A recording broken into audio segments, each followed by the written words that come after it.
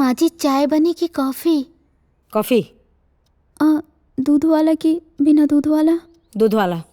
बाबूजी चाय।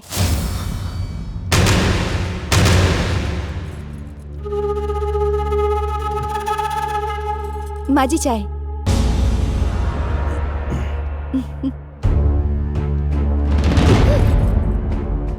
समझरू ना लोगे के?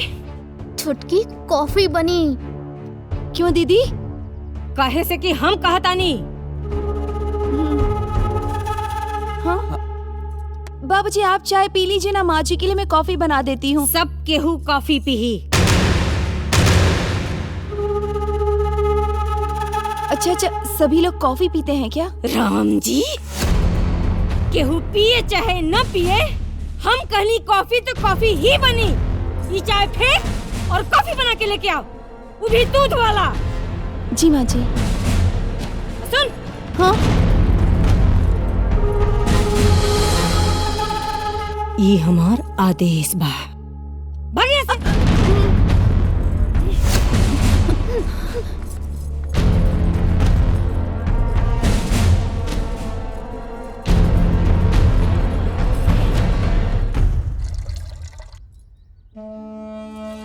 छुटकी माँ जी के कहला के हिसाब से ही चाय या कॉफी बनेला।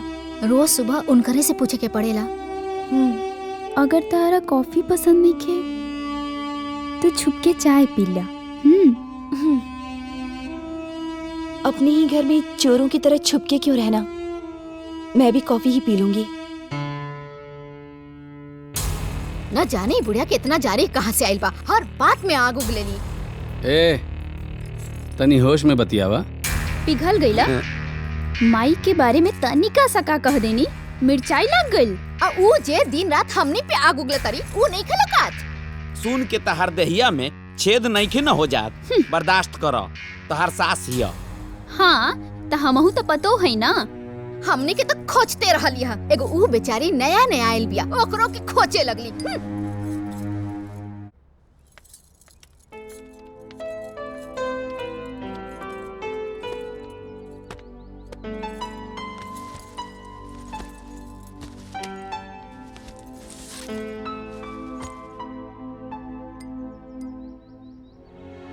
का भाई तहार चेहरा क्या उतरल बा? नहीं मैं बिल्कुल ठीक हूँ।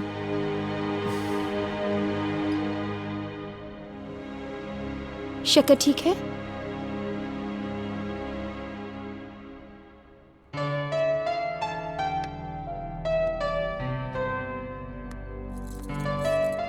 थोड़ा मीठा कम बा। मैं शक्कर ले आती हूँ।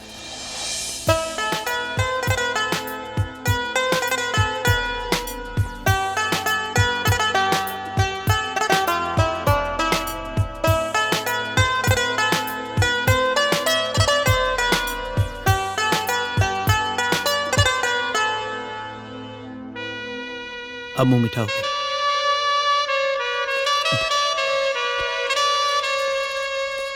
चलते हैं। जल्दी आइएगा।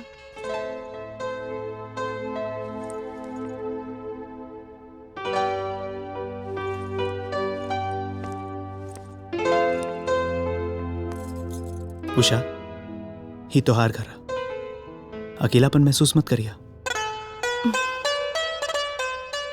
सब लोग तहार अपने बा, अपन ख्याल रखिए। हम जल्दी आ जाए। ओके? स्माइल।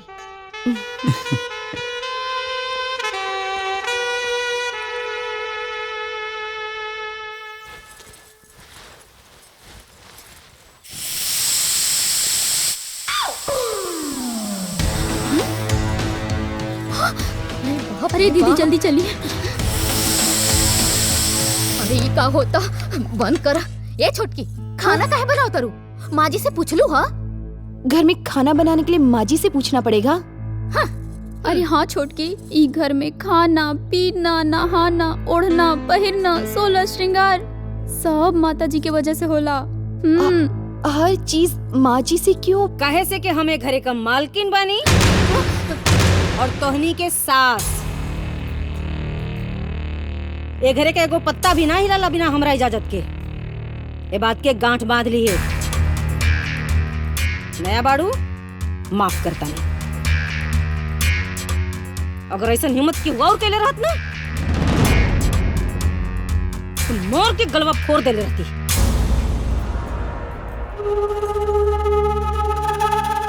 आज कढ़ी चावल चोखा बनी बस।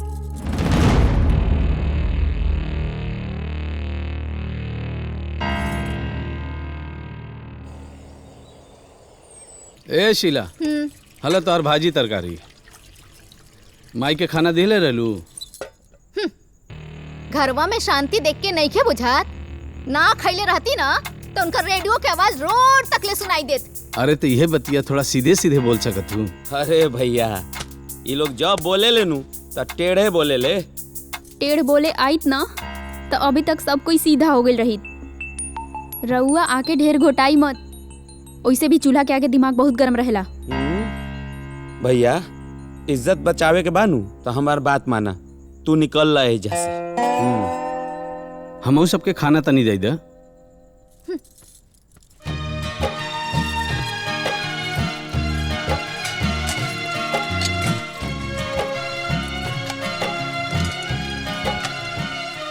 अरे छोटकी तू खाना खा ला, बबुआ के आवे में शायद लेट हो जाए। नहीं, मेरा मन नहीं कर रहा है। कब ले न खइबू? यहाँ ऐसे ही चलेला और ऐसे ही चली। खाना खाने के लिए भी तो मूड होना चाहिए ना दीदी। जानवर भी अपनी पसंद का खाना खाता है, हम तो इंसान हैं। ठीक है कहलू, हमने तो जानवरों से बेकार बानी। उषा, उषा,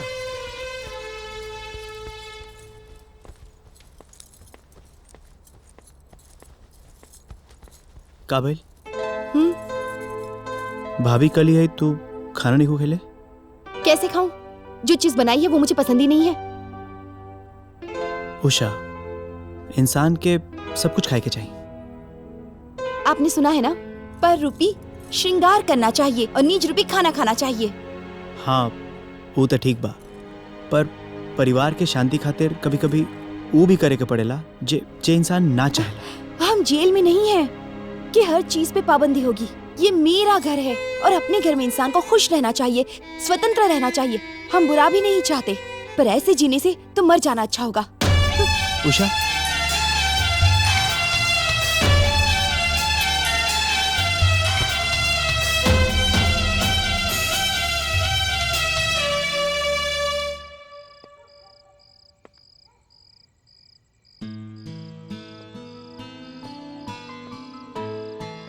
नाराज हो? देखो, पांचों उंगलियां बराबर नहीं होती, पर जरूरत सभी उंगलियों की पड़ती है। कभी धूप होती है तो छांव भी आती है। जहां शासन है वहां प्यार भी होता है, और अन्न से कभी नाराज नहीं होना चाहिए।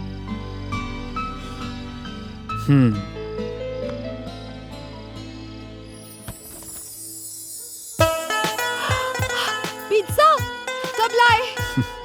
लाए नहीं, मंगवाए। ये तो पसंद है ना? बहुत।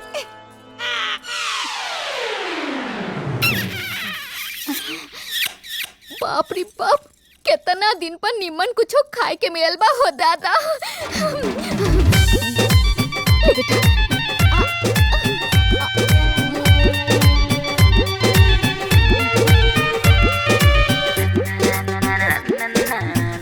काजी ई पिज्जा कहाँ से? उमेश बाबू देले बड़े। थोड़ा हमरो के खिया दो। अब खबरदार, अगर ए पे नजर गड़ौनी तो तनी सा हमार मुंह पनी आइल रहे। ओइसे खाए के बा तो ही डब्बा चाट ली, एमे तनी मनी लागल बा। सुना ना, तू हमार मेहरारू हो, बांट के खैला से नु प्यार बढ़ेला। प्यार ना चाहिए प्यार, प्यार से पेट भर गई बा। अब हमरा के खाली निमन निमन भोजन चाहिए।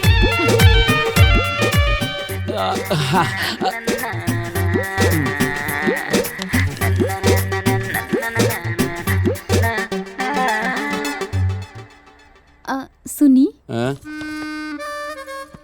ई डब्बा के ना हाँ। ठिकाना लगा दी काहे से कि अगर माता जी देख ली है ना तो त्योहार इलाज हो जाई। अनु माल गायब करके डिब्बा हमरा के थमावताड़ू हैं? खैलू तू ठिकाने हम लगाई, लेके जा ठिकाने लगाव डिब्बा के। हाँ अच्छा हाँ तो ठीक बा, हम माता जी के कह देतनी हाँ? कि ई पिज्जा रहुआ लेके आइल बनी। हाँ माँ। माँ ना ठिकाने लगा देब।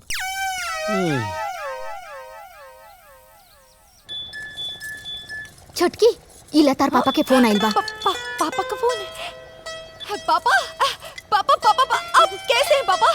हम तो ठीक हैं बेटा, तू कैसन बाड़ू? पापा आपको मुझे देखने का मन नहीं करता है? बेटा मन तो बहुत करेला तोरा के देख के, लेकिन आदत डाल रहल बाड़ी। कहल जाला कि ब्याहे के बाद बेटी पराई हो जाले। श्योर पापा, मेरा सिर्फ घर ही बदला है, मैं नहीं। मैं आज भी आप ही की बेटी हूँ।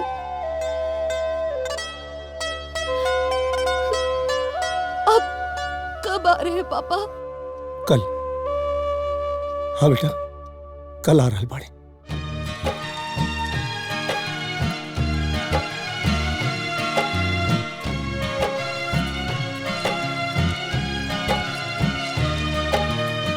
बाबूजी ली। माँ जी ये लीजिए आपकी चाय।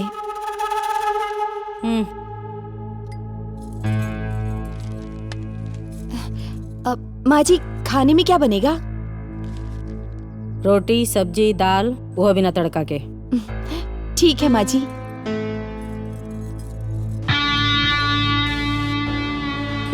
देखे नी एक दिन खाली टाइट के ले रहनी, आएगी नहीं ना रास्ता पर। राम जी सास है सास। बाकी नाम जितना कोमल बा, स्वभाव उतना कठोर। ये आलिशान बंगला कोमल देवी के माई बाप के देहल बपौती संपत्ति है। माँ बाप के इकलौती बेटी भैला के नाते कोमल देवी ब्याह के बाद अपना मायका में रह गई पति के साथ, और आज 3 बेटा के माई और 2 बहुअन के सास है।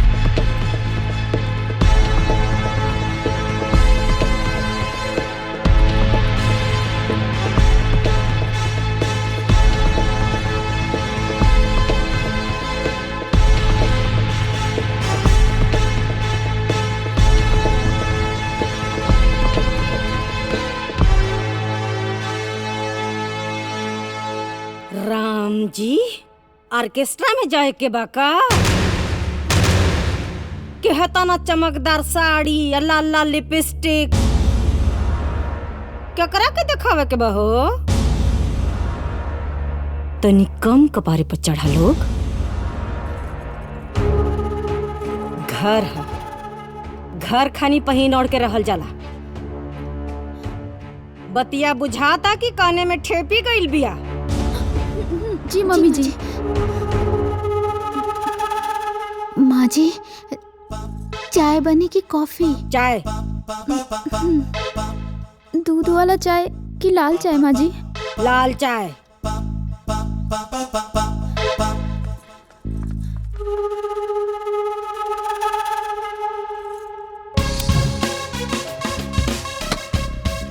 बताओ तो छोटकी, ये बुढ़िया भोरे भोरे बैठ के हमने की लिपस्टिक और साड़ी नहीं आ रतिया, अब ये हमने के बुढ़िया बनावतिया। का बताई दीदी, हमनी के बाबूजी की अकल पे तो पर्दा पड़ल रहे। इतना बड़का घर देखकर उनकर मत्ती फिर गई। हमनी के बियाह करके कसाई के चक्कर में फंसा देले। न पहने के आजादी, न सजे के आजादी, न खाए के आजादी, न पिए के आजादी। घर न बैल हमने खाती तो जेल हो गई बा। अरे हमनी के तो छोड़ा, ई बेटा लोगन बुढ़िया के आगे पुक पुक करत अड़े और अपन पूंछ हिलावत अड़न। का बताई दीदी। बुझले माई, हम सबके बता देली कि जितना हमरे माई के इज्जत घर में बा उतना पूरे गांव में केहू के माई के का होई।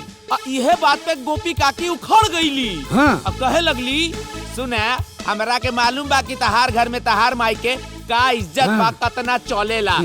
तो हमहू ना गुस्सा में गोपी काकी के सामने आईनी। अब बीच में जाके सबके सामने कह देनी कि सुना गोपी काकी, हमार माई के आदेश के बिना हमार घर में एगो पत्ता भी ना हिलेला। इज्जत चौड़ा कर देनी माई। मांगा माई ए माई 800 रुपया देना। काले ने 300 दिले तोरी के खर्चा हो गई। अरे दोनों भाई के मोबाइल के कवर फाट गईल रहे, मार्केट में बड़ा बेइज्जती होत रहे, उहे दोनों बदलवा दे। देखा हाँ देखना नया कवर लेनी है। हाँ यो लेना। तोहनी का करनी तो कुकुरो जैसा नहीं खे। जब देखा तो माई के आगे हाथ पसार देवे के बाद दे माई दे माई दे माई।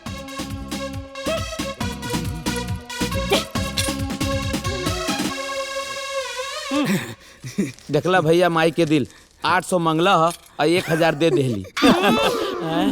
200 वापस करे के बाद राम जी हो जाई। ठीक हो है, जाई दे हो दिया जाई। जाई। चल काम हो गई ना।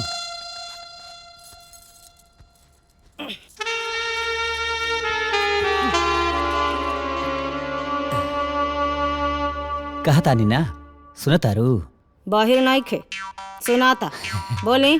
कहा तानी कि केसिया में तनी हेयर डाई लगाला भूर भूर लौकता।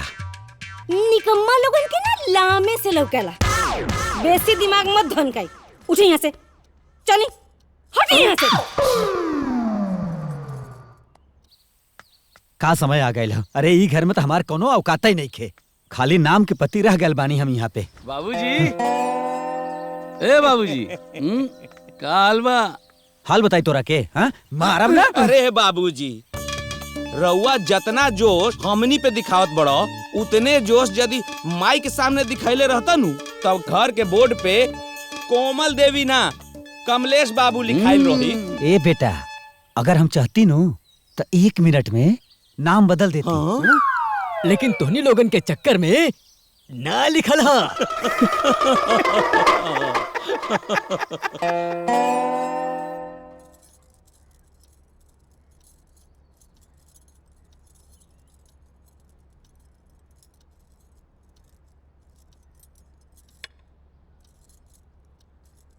ली माँ जी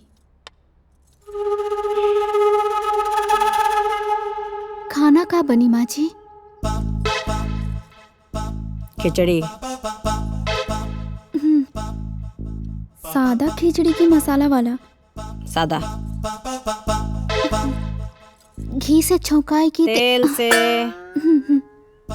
साथे चोखा बनी की चटनी? चोखा।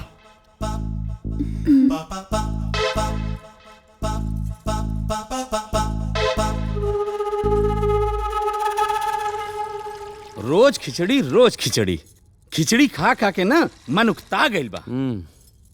हिया बोला के कोनो फायदा नहीं के। वहाँ जाके बोली जहाँ से ऑर्डर आइल बा। ओइजा जाके बोले के हिम्मत केकरा लगे बा। ता चुप करके बैठी और जौन बना था उ खाई। समझ ली कि जेल के खिचड़ी है। दुल्हन जी बाबूजी कुछ चाहिए का? खिचड़ी बनावता रू। अब तक खिचड़ी के नाम है सुन के उल्टी आवता। हाँ बाबूजी कुछ निमन बनावा लोग ना। दाल भात भुजिया बाबूजी। हाँ बेटा। और साथ में प्याज के पकौड़ी भी। बुढ़िया के पता चल जाए ना तो हमनी के मांग के एगो केस ना छोड़िए। सब ऐसे उखाड़ के फेंक दिए। अरे वो बहन हाथ या ना बाबूजी अगर वो देख ली है तब बवाल हो जाई। ना ना ना ना। आइडिया एक काम करता नहीं हमनी 3 जन 3 जगह पे जाके खड़ा हो जाता नहीं पहरेदारी करे खातिर। और जैसे ही दुश्मन के धमक बुझाई तो एगो आवाज आई मतलब आतंकवादी सीमा पे आ गईली। अपन अपन काम में लग जा। तो हमनी जाता नहीं पहरेदारी करे। ठीक बा? All the best.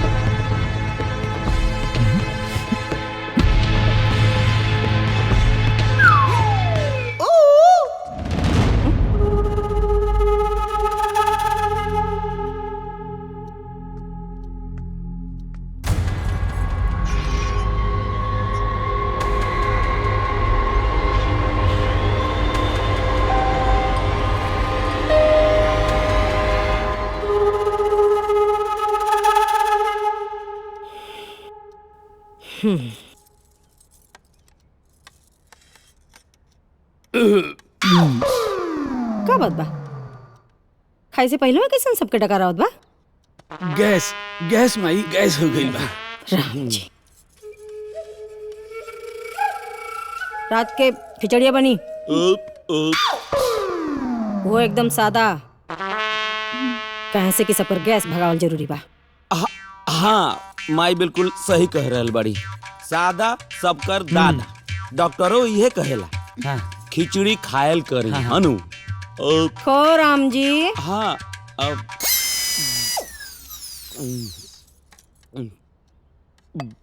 बढ़िया बनल बा। सब के सब रंग बदलू हैं? माई के देखते सबके पक पक होखे लागेला। हाँ? खाली माई के हमें हाँ मिलावे के बा। हाँ माई सादा सबके दादा। हाँ? अरे हमनियों के तो अपने बापे के बेटा है सन।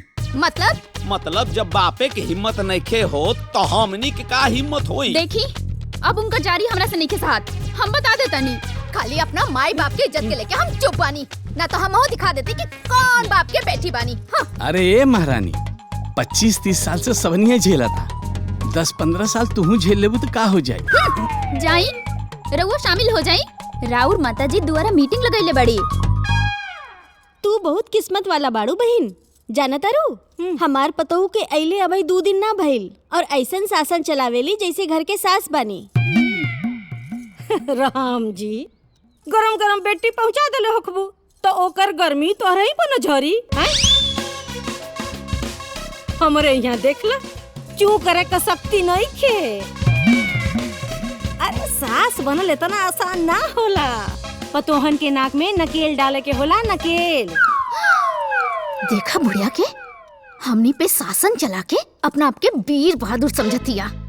अरे दीदी हम तो खाली पतोह के धर्म निभावतनी, ना तो ई बुढ़िया के ना एकदम गर्दन में मोड़ देती। हाँ। तार दोनों बहुत तो सीधा साधा आइल बिया।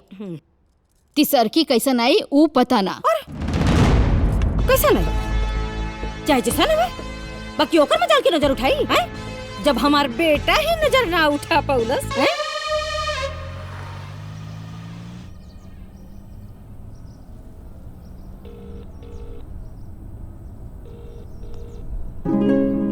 प्रणाम माई। खुश रहा। यदि तोहार ट्रांसफर नहीं खे होत तो नौकरी छोड़ के घरे आ जा। हमरा लगे बहुत बड़ संपत्ति बा हैं? दूधो को बेटा पतोह के खियावा तारी तो तोहू के बैठा के खिया लेब हम। बाकी हमारे इतना संपत्ति रहले के बाद हमार बेटा अपने हाथ से बनावे खा ये हमरा के पसंद नहीं की। अरे माई बात तो सुना। हमहू उहे कहत रहनी ट्रांसफर के बात हो गइल बाटे, मिर्जापुर ही ट्रांसफर होखेला बाटे। अच्छा तो बोरिया बिस्तर बांध के कब आवत बड़े? अभी ऑफिस जाते नहीं, लेटर कलेक्ट करके जल्दी आवते नहीं। राम जी जोन भी लेवे देवे के बाद जल्दी से ले दे के आओ, कल तोर देखना रू आवतार। ठीक बा माई, प्रणाम। माँ जी हमार सौभाग्य बा कि हमार बेटी राउर पुतोह बनी। तो शादी पक्की? जी बिल्कुल। बस एगो बिनती बा रउआ से। बोली। हमार बेटी ब्यूटी पार्लर चलावेले और ब्याहों के बाद ब्यूटी पार्लर चलावे चाहतिया। कोनो दूसर घर देख ली। काहे से कि हमरा घर में काम करे वाली लड़की चाहिए। पापा कॉफी प्लीज। कॉफी रेडी है बेटा। ओके पापा आ रही हूँ। सुबह सुबह पापा अपना बिटिया के लिए कॉफी तैयार करके ले आए बाड़े। क्योंकि पापा अपनी बिटिया से बहुत ज्यादा प्यार करते हैं। आजा बेटा कॉफी तैयार है। हाँ। लीजिए। हाँ, थैंक यू पापा। मम्मी कहाँ है? आप ये चाय कॉफी बनाना बंद कब करेंगे? हम आ रहे थे ना किचन में। अरे श्रीमती जी जिंदगी का गाड़ी 2 पहिया पे चले ले, दोनों पे बराबर बोझ होला, दोनों का स्पीड भी बराबर होला। अगर एक भी पहिया डिसबैलेंस हो जाए ना तो सोचा कहाँ हुई। गाड़ी कहीं डूब जाएगी नहीं तो कहीं ठुक जाएगी। तुम दोनों चुप रहा करो। क्यों मम्मी? उका है ना, यहाँ माँ बाप के सामने तुम्हारी सारी डिमांड चल जाएगी पर वहाँ ससुराल में नहीं चलेगी। ऐसा क्यों? उका है ना कि यहाँ तुम माँ की बेटी हो और वहाँ ससुराल में सास की बहू रहोगी। यहाँ तो माँ ना तुझे लाड दुलार कर लेगी, पर वहाँ ससुराल में सास शासन करेगी, समझी? तब तो मम्मी बहुत मजा आएगा। क्या मतलब? मतलब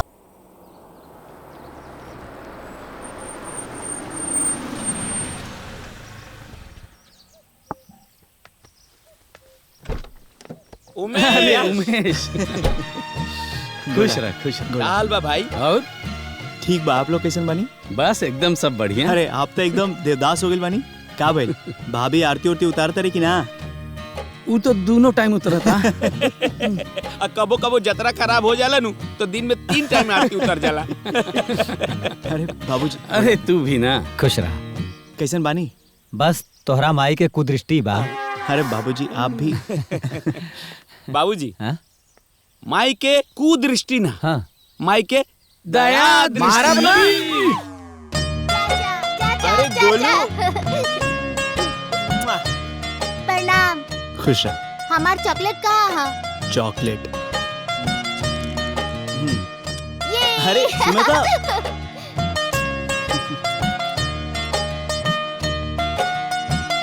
भाभी भाभी। अरे बबुआ जी गोड़ लागत नहीं। जुग जुग जी, और जल्दी से मेहरारू वाला बनी। हाँ। अरे भाभी रहुओ। अरे खुश रहा। आ गईला? हाँ भाभी, अब ट्रांसफर एजी हो गई बा। काश हमनियों के नौकरी में कोनो ट्रांसफर रहित। लागता बॉस आजकल कुछ ज्यादा ही टाइट बढ़ी। जाई रहुओ पता लग जाई। अच्छा अभी देखा था।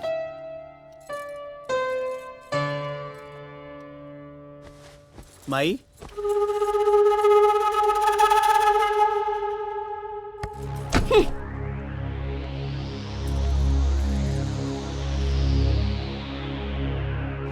गोड़ लागता नहीं। का रे तोरा के अभी का फुर्सत मिलल हमरा पास आवे खातिर? आ तू ना आ सकत लो मिले? हम तोर माई ना। हम तार बेटा ना है।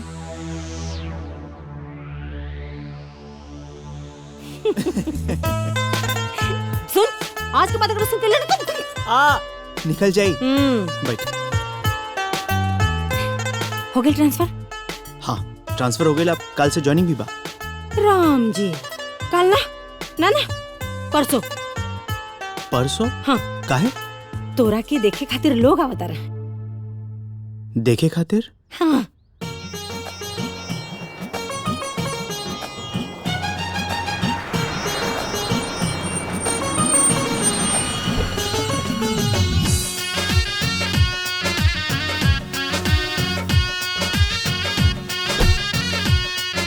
एक क्या बिटिया बियाह, बड़ा अरमान है बिटिया का बियाह करेंगे। ये रहुए के ना हर बाप के अरमान होला। बाकी भगवान के देहल सब कुछ बा हमरे पास। बस रहुआ अपन बेटी दे दी। अरे ऐसे कैसे दे दी? रहुआ बारात लेकर आई है, मंडप पे गठबंधन हुई, हम कन्यादान करे तब ना हमार बेटी राउर हुई। अजी ये सब तो विधान है, करही के पड़ेला। एक बात कही आपसे। हाँ ये विधान बहुत गलत है भाई साहब। और सच कहीं तो अपना बिटिया के माँ बाप हर एक पल अपना कलेजा से लगा के रखे रहे। बियाह भइला के बाद वह बिटिया हमेशा खातिर पराई हो चले। हमार बस चले तो हम ये विधाने बदल दी। हाँ जैसे लड़की अपना ससुराल में 6 महीना रहे ले और 6 महीना दामाद आए कि अपना ससुराल में रहे। हाँ बाकी ऐसा तो अभी ले भयल ना, और शायद होई भी ना। खैर ये हमार बेटा। खुश रहा। रवा चाहे तो बातचीत करके तसल्ली कर ली। कैसन बात करता नहीं रहुआ? हमेशा यह सोच के आयल बानी कि हम जौना घर में अपना बेटी का रिश्ता लेके जा रहल बानी वहाँ हमार बेटी सुखी और सुरक्षित रही। सही सोचले बानी। 2 बेटन के ब्याह कह चुकल बानी। देख ली राज करत नहीं सन पतो।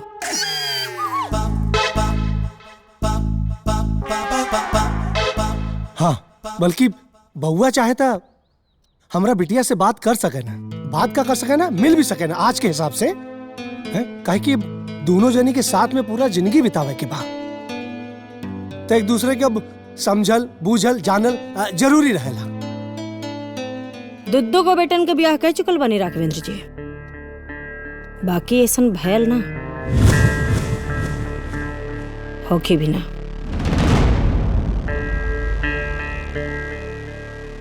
हाँ रउआ चाहिए तो महेश। हाँ मैं उमेश को फोटो लिया के यहाँ के दे दा। हाँ ले आओ। तस्वीर में तो बहुत ही सुंदर लग रहा है। एकदम प्रिंस बा। अच्छा एकदम प्रिंस। भले ही वो प्रिंस हो, लेकिन मेरे पापा मेरे लिए किंग है। तुम्हारे पापा तुम्हारे लिए किंग है, लेकिन तुम्हें तो इसकी प्रिंसेस बनना है। ऐसे कैसे प्रिंसेस बन जाऊं? न जाना ना देखा ना बात की। बेटा लड़का वाले ना देखल चाहता रहे, लेकिन मुझे तो देखना है ना पापा। अरे वो लोग बात भी ना कहल चाहता रहे। पापा मुझे बात करनी है। क्यों इतनी जिद कर रही हो? हाँ, जब लड़के वाले कह रहे हैं कि ना देखना है ना बात करना है, तो काहे इतनी फालतू में जिद कर रही हो? एक मिनट, शांत रहा, शांत रहा। श्रीमती जी शांत रहा। अरे अजनबी के पास जाए से तो जानवर भी डराला, फिर ये तो हमारी बिटिया ही है। बेटा सुना, जबले तू हाँ ना करबू ना, तबले तुम्हारे पापा भी हाँ ना करिए, ठीक है? ये हुआ उमेश, मिर्जापुर में पोस्टेड बाड़ा, डेली सुबह 9:30 बजे ऑफिस खाते निकलने घर से। ओके ओके यस पापा। अरे जायदा ना काम फुलोल बा।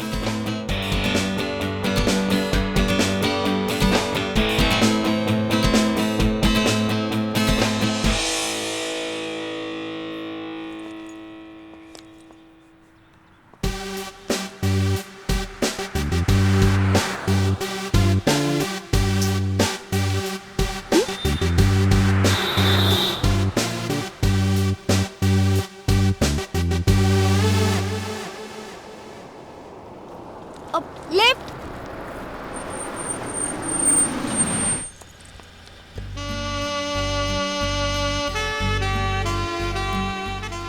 दिखने में तो स्मार्ट लग रहा है। यस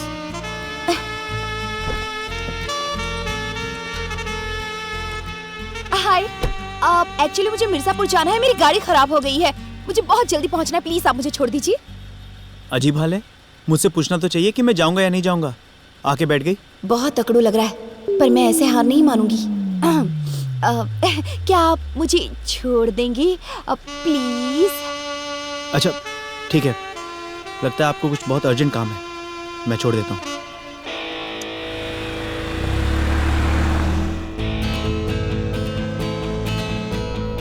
मैंने थोड़ी सी स्माइल किया दीदी, पिघल गया। अब लाइन पे आ रहा है, देखना बच्चों, मैं ट्राई करती रहूंगी।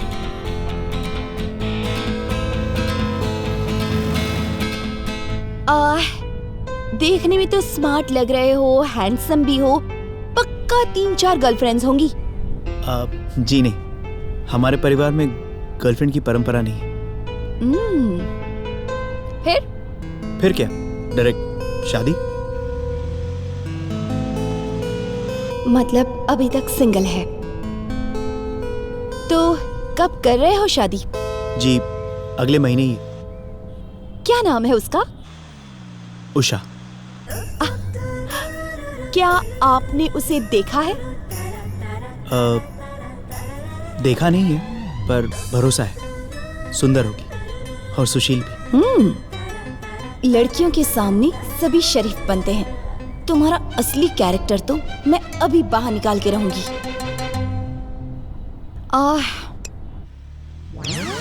ये लो, पहले ये पी लो, फिर चलते हैं।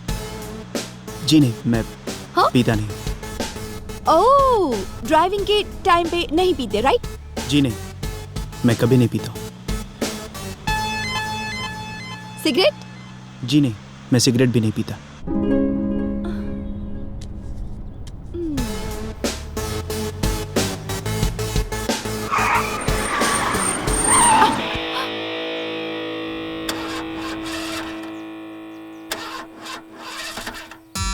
ओह गॉड, ये तो चालू लग रहा है।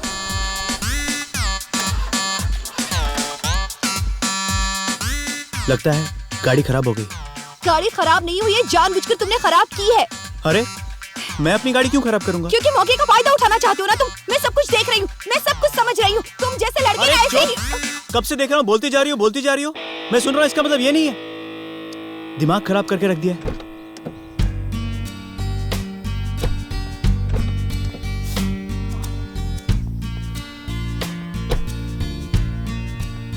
हटो।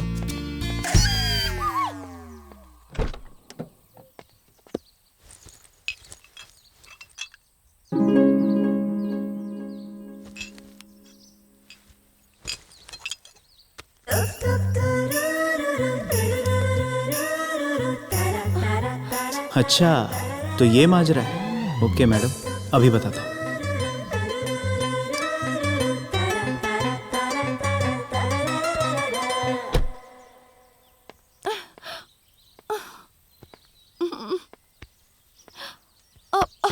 गाड़ी बन गई? गाड़ी तो नहीं बन पाएगी। फिर क्या? कोई गाड़ी आएगी तो लिफ्ट लेके चलेंगे। अगर नहीं आई तो? नहीं आई तो अकेले हम, अकेले तुम, मजा आ जाएगा। कोई देखने वाला भी नहीं है, ना कोई सुनने वाला है, नहीं। ना कोई रोकने वाला है, ना कोई टोकने वाला है। नहीं, माफ कर दो। मैं नहीं, सॉरी, माफ कर दो। क्यों? क्या मैं अपने होने वाली पत्नी का हाथ भी नहीं पकड़ सकता?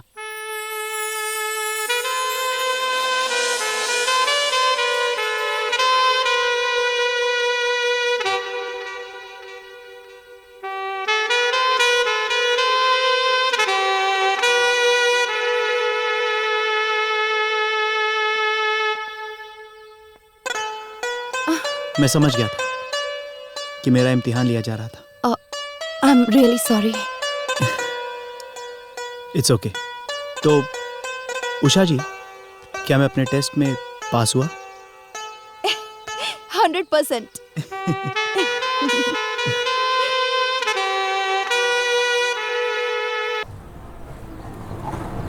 रुका। हाँ, चला, रुका।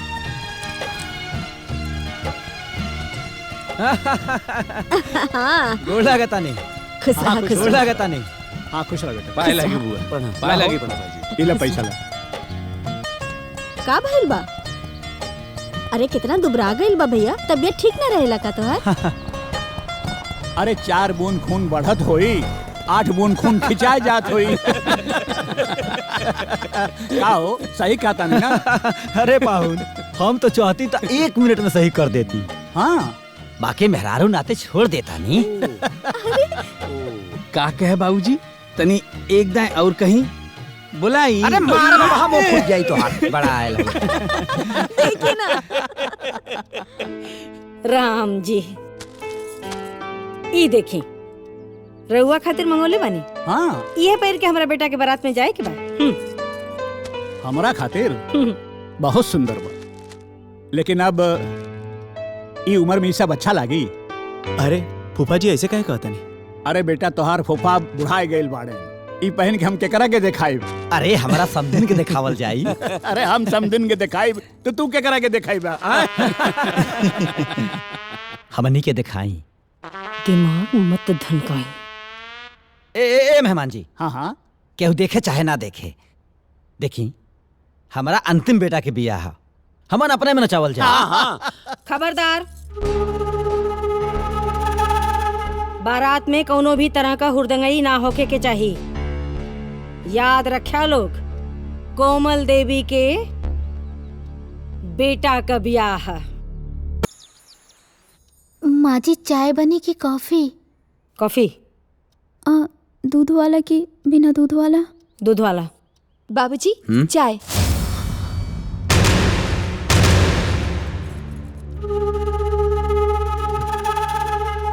माँ जी, चाय।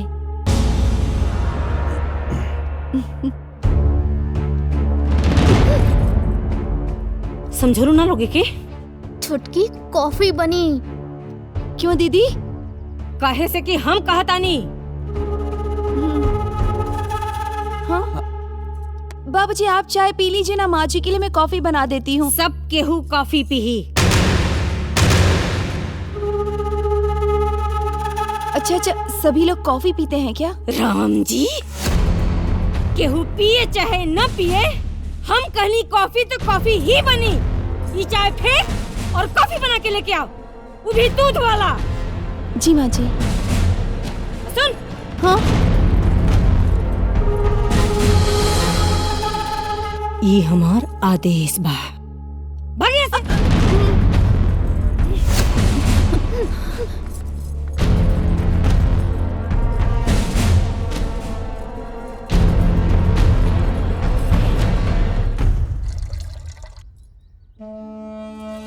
छोटकी, माँ जी के कहला के हिसाब से ही चाय या कॉफी बनेला। रोज सुबह उनकरे से पूछे के पड़ेला। अगर तारा कॉफी पसंद नहीं खे तो छुप के चाय पी ला। अपने ही घर में चोरों की तरह छुप के क्यों रहना? मैं भी कॉफी ही पी लूंगी। न जाने बुढ़िया के इतना जारी कहाँ से आइल बा, हर बात में आग उगलेनी। ए, तनी होश में बतियावा। पिघल गईला। माई के बारे में तनिका सका कह देनी, मिर्चाई लग गई। ऊ जे दिन रात हमनी पे आग उगले तरी, ऊ नहीं खलकात। सुन के तहर देहिया में छेद नहीं खे न हो जात। बर्दाश्त करो, तहर सास हिया। हाँ, त हमहू तो पतो है ना। हमनी के तो खोजते रहली हा। एगो ऊ बेचारी नया नया आइल बिया, ओकरो के खोजे लगली।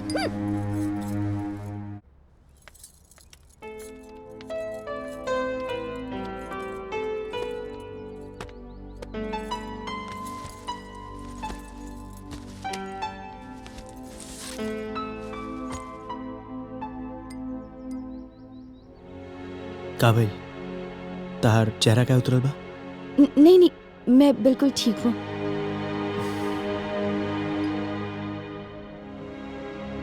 शक्कर ठीक है?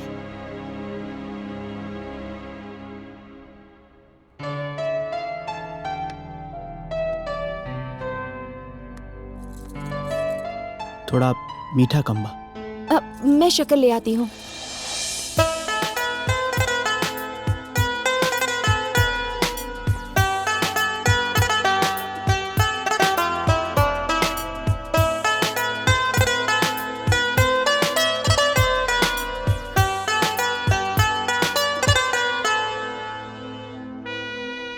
अब मुंह मीठा हो गया।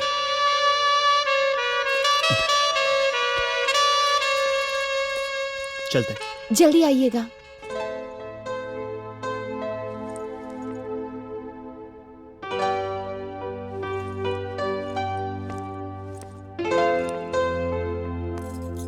उषा, ही तोहार घर। अकेलापन महसूस मत करिया। सब लोग तहार अपने बा। अपन ख्याल रखिए। हम जल्दी आ जाए। ओके? स्माइल।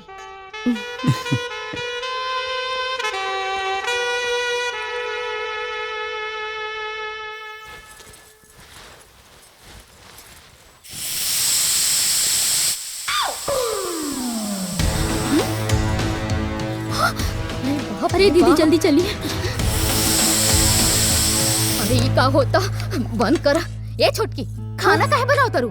माँ जी से पूछ लू। हाँ, घर में खाना बनाने के लिए माँ जी से पूछना पड़ेगा। हाँ। अरे हाँ छोटकी, ई घर में खाना पीना नहाना ओढ़ना पहिरना 16 श्रृंगार सब माता जी के वजह से होला। हर चीज माँ जी से क्यों? काहे से कि हमें घरे का मालकिन बनी और तोहनी के सास।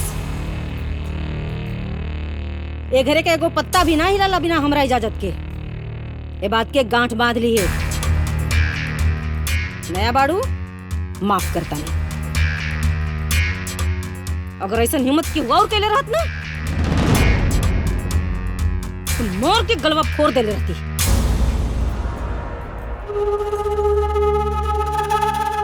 आज कढ़ी चावल चोखा बनी बस।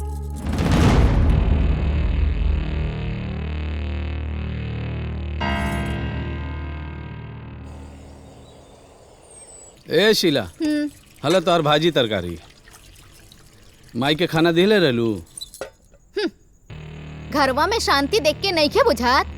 ना खैले रहती ना तो उनका रेडियो की आवाज रोड तक ले सुनाई देत। अरे तो यह बतिया थोड़ा सीधे सीधे बोल सकत हूँ। अरे भैया, ये लोग जब बोले ले नु त टेढ़े बोले ले।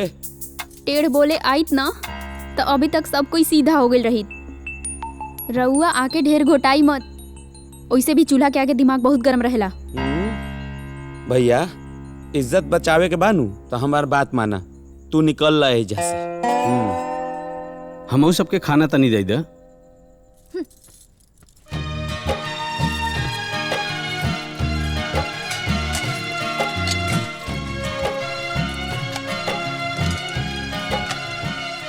अरे छोटकी, तू खाना खा ला, बबुआ के आवे में शायद लेट हो जाए। नहीं, मेरा मन नहीं कर रहा है। कब ले न खइबू? यहाँ ऐसे ही चलेला और ऐसे ही चली। खाना खाने के लिए भी तो मूड होना चाहिए ना दीदी। जानवर भी अपनी पसंद का खाना खाता है, हम तो इंसान हैं। ठीक है कहलू, हमने तो जानवरों से बेकार बानी। उषा, उषा,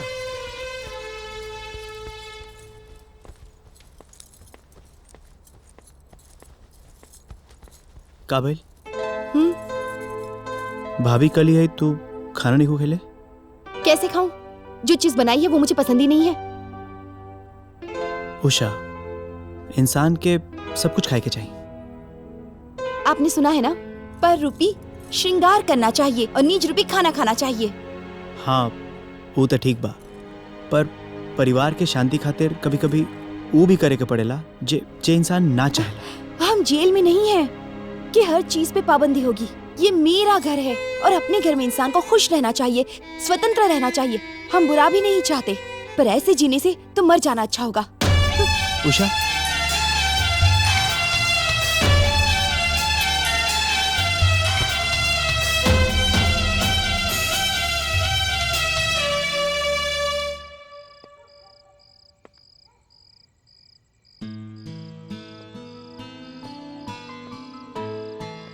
नाराज हो? देखो, पांचों उंगलियां बराबर नहीं होती, पर जरूरत सभी उंगलियों की पड़ती है। कभी धूप होती है तो छांव भी आती है। जहां शासन है वहां प्यार भी होता है, और अन्न से कभी नाराज नहीं होना चाहिए।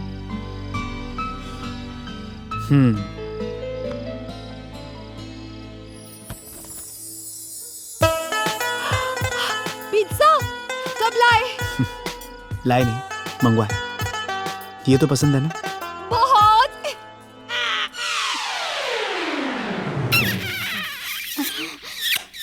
बाप रे बाप, कितना दिन पर निमन कुछ खाए के मिलल बा हो दादा।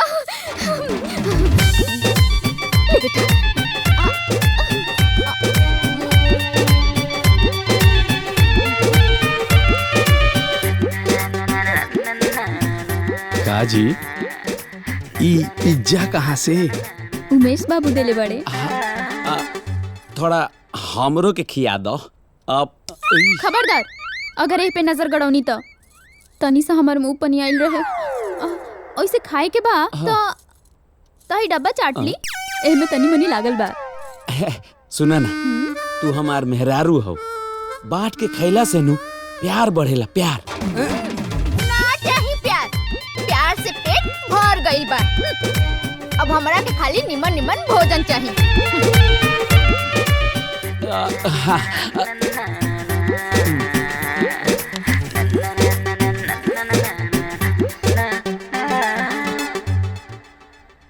सुनी, हाँ?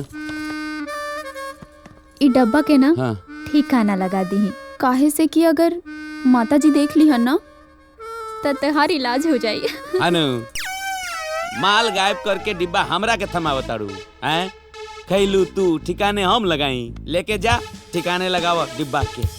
हाँ अच्छा, हाँ। तो ठीक बा, हम माता जी के कह देतनी कि ई पिज्जा रहुआ लेके आइल बनी। हाँ माँ ना, ठिकाने लगा देब।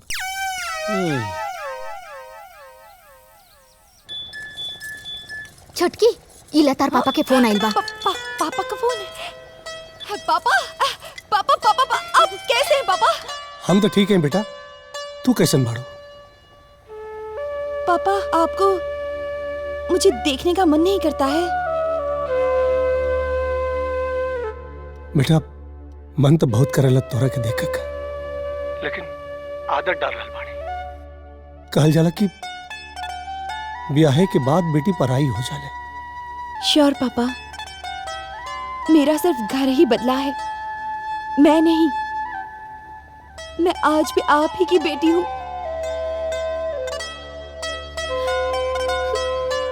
अब कब आ रहे हैं पापा? कल। हाँ बेटा, कल आ रहल बाड़ी।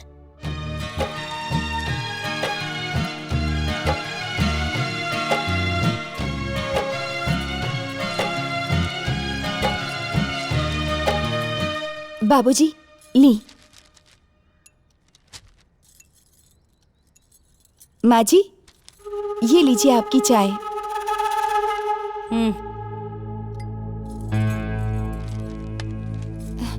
अब माँ जी खाने में क्या बनेगा? रोटी सब्जी दाल, वो बिना तड़का के। ठीक है माँ जी।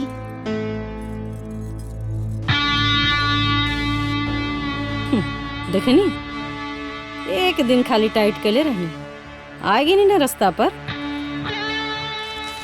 राम जी, सास है सास।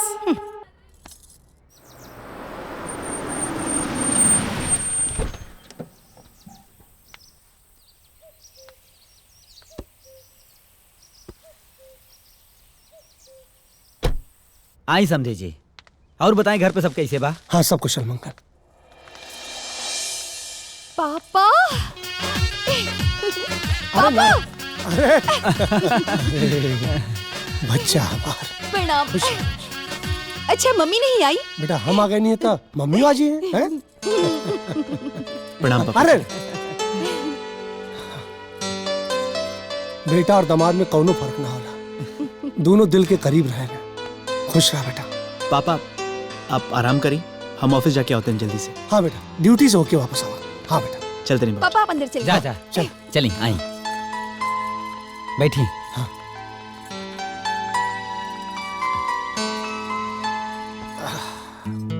वो हमके तनी काम रहे यही से लेट हो गए। प्रणाम। नहीं तो अरे खुश रह खुश रह। प्रणाम। अरे खुश रह खुश रह। और आप बताइए सब कुछ बढ़िया? अरे कुल बढ़िया बा। छुटकी हाँ दीदी पापा चाय नहीं पीते। राम जी चाय में क्या प्रॉब्लम बा?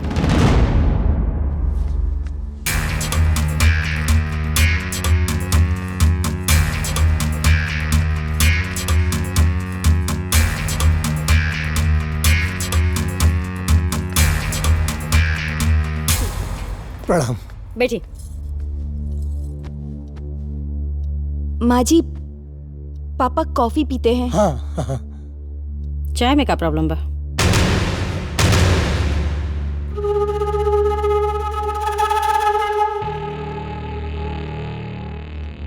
ना ना ना ना कौनो प्रॉब्लम ना चाय में। हैं बढ़िया चाय पी ले हम। हाँ लेकिन पापा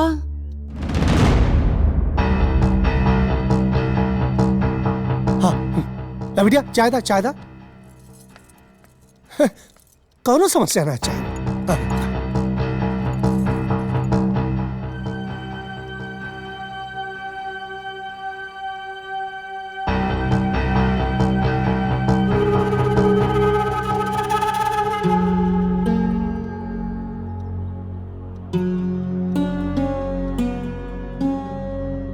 बढ़िया बढ़िया अच्छी चाय बेटा, बहुत अच्छी है।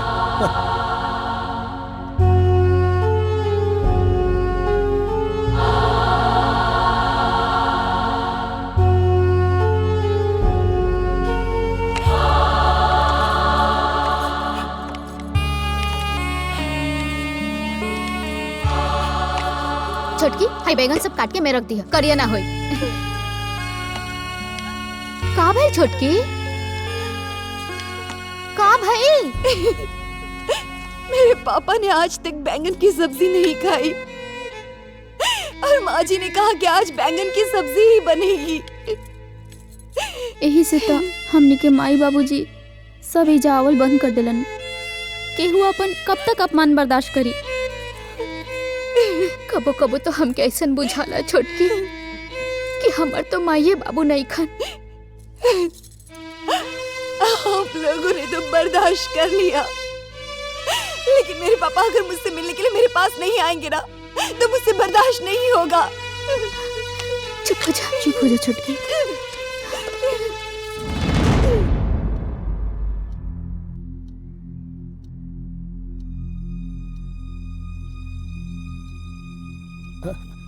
बिटिया तू बोला गेलू कि बैगन हमरा के पसंद नहीं खे। काहे? बैगन इंसान के खाए वाली सब्जी ना है का? बात ये समझन जी की अपना अपना टेस्ट का बात होले। हमरा घर में जेकरा के जे पसंद होला उ है खाला। ये राउर घर ना, हमार घर है और यहाँ वह होला जौन हम आदेश करीला।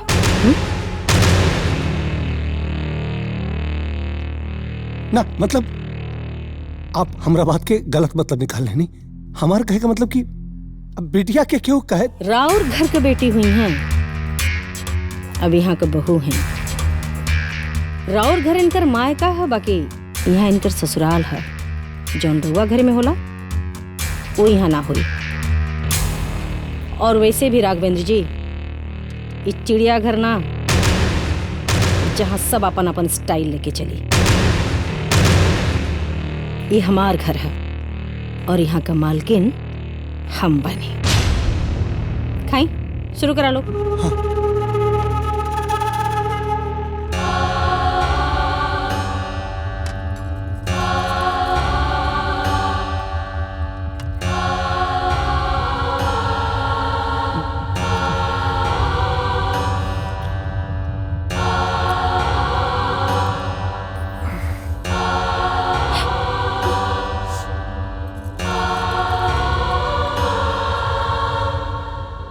बहुत टेस्टी बैगन बनल। आज तो लगा था कि गलती भइल जे इतना दिन ले बैगन ना खाइनी हम। इतना टेस्टी बैगन होला आज पता चल रहा बा। पूरा खा जाई हम। बहुत टेस्टी बनल बा।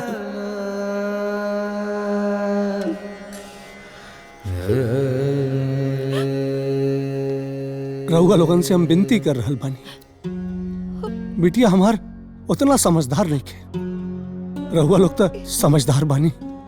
अगर एकरा से कोनो गलती हो जाए तब माफ कर दे। हमरा के आज्ञा दी। जी प्रणाम। पापा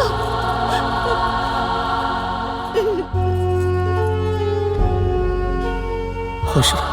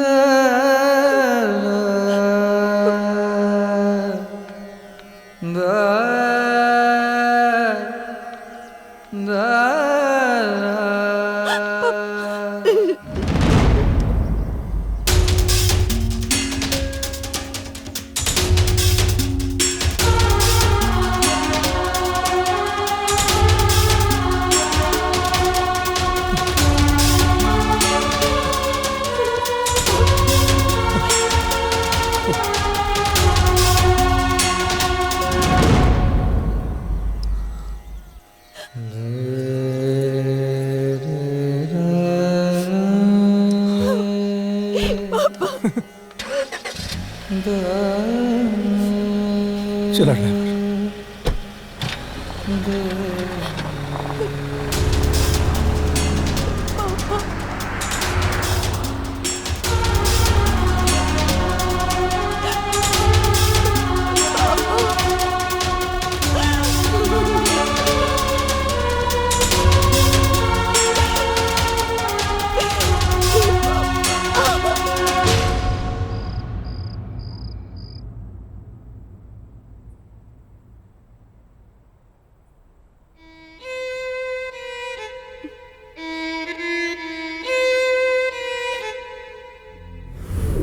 दीदी पापा चाय नहीं पीते। चाय में क्या प्रॉब्लम बा? लेकिन पापा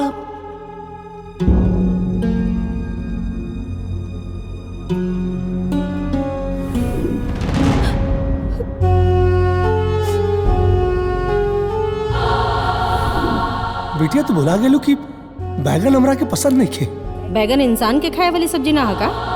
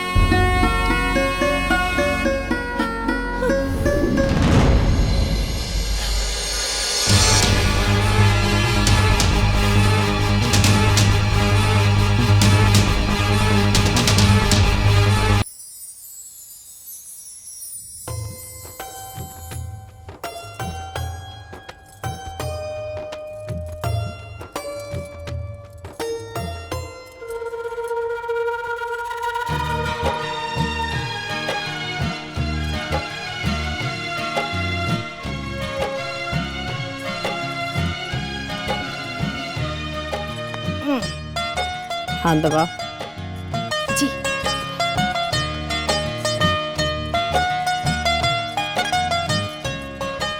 रिपोर्ट करा दे।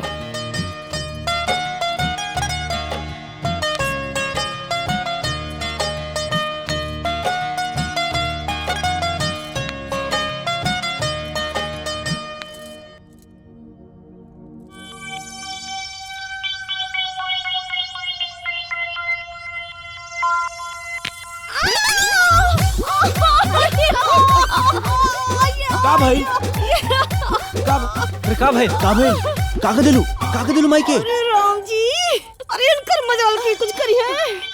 अरे तो वही हमरे पुटकावा के कह देले रे। तेरी दिखाओ तो। अरे कवन अनाज खा ली। अरे एकदम अंगुरिया नचा देला सी।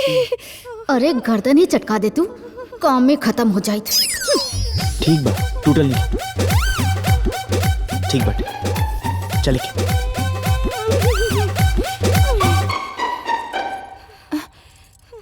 माँ जी, कल से मैं आराम से चुटकाऊंगी।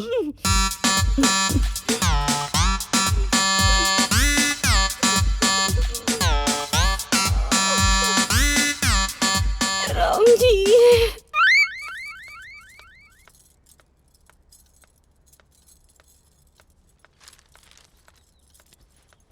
बाबूजी, ये लीजिए। माँ जी, चाय। कपारे पर रखबू, रखा और जा यहाँ से।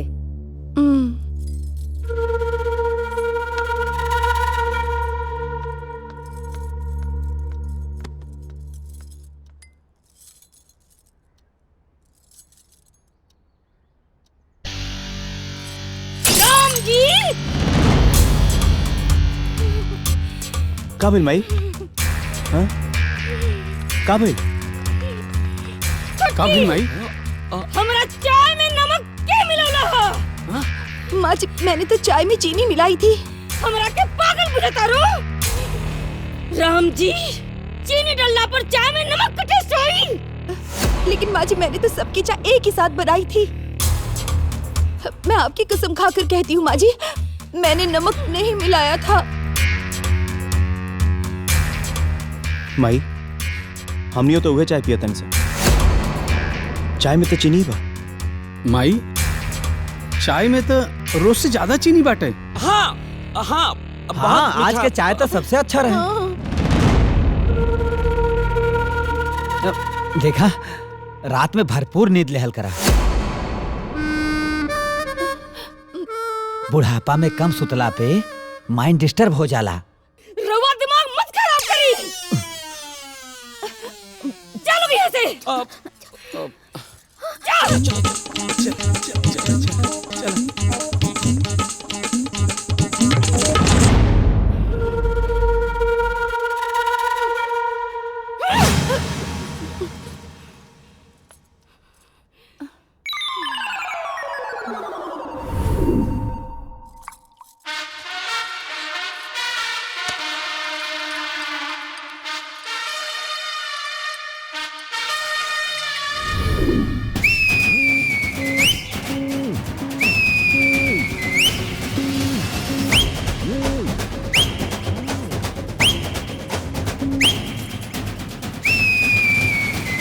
माँ जी खाना।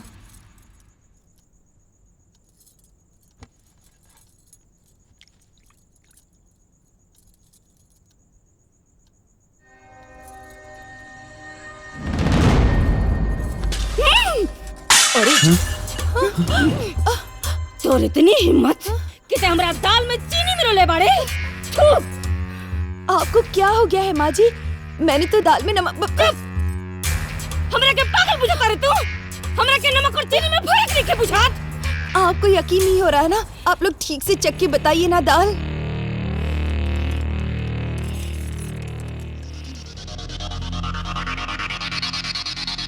माई दाल में तो नमक बा। हाँ माई नमके बा। हाँ दाल में तो बिल्कुल नमक है हो। माई नमक तो है दाल में। राम जी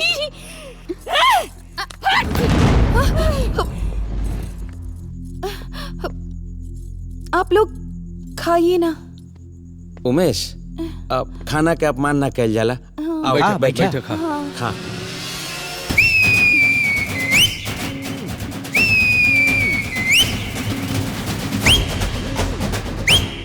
मेरे पापा कहते हैं कि जिसकी बॉडी में पॉइजन होता है ना उन्हें नमक का स्वाद आता है ना शक्कर का।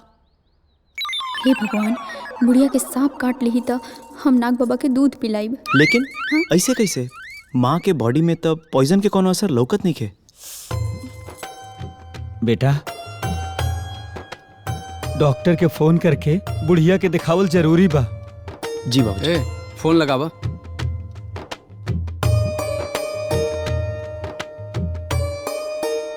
हाँ कौन? हाँ डॉक्टर साहब कोमल भवन से राकेश बोला था नहीं। वो हमार माई के ना मर गई। ना रउआ आके मार दी। कुछ भी बोला था नहीं डॉक्टर साहब। पहले सुनी। अरे माई के कुछ हो गइल बा। का हो गइल बा यही समझ में नहीं आवत। यही से ना कहता नहीं कि रउआ जल्दी आ जाई। अच्छा अच्छा ठीक है, मैं तुरंत आ रहा हूँ।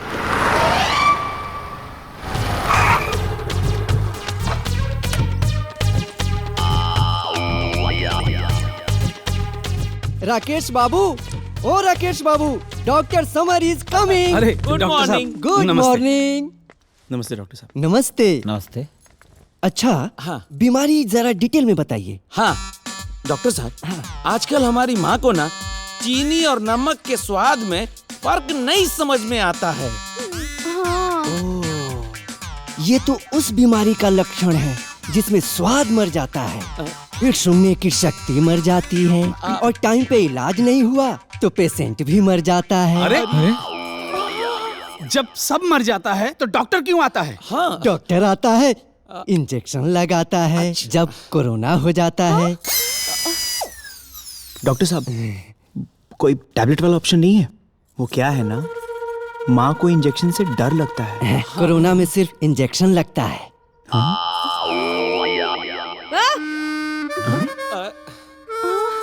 ये डॉक्टर यहाँ कहाँ आयल रे? इंजेक्शन छुपा लीजिए। अरे माही वो डॉक्टर आइल बाड़े ना तोहार इलाज करे खातिर। केकरा इलाज खातिर रे? कहा ना तोहरा इलाज खातिर। हमरा को भइल बा? माई इन्फेक्शन रहेला ना, एगो इंजेक्शन लगवा ला।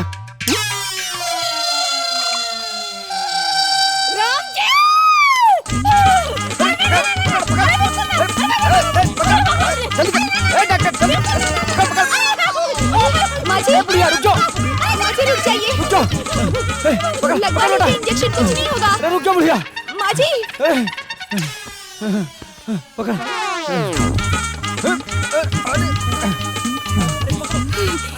माई ए माई माई माई ए माई माई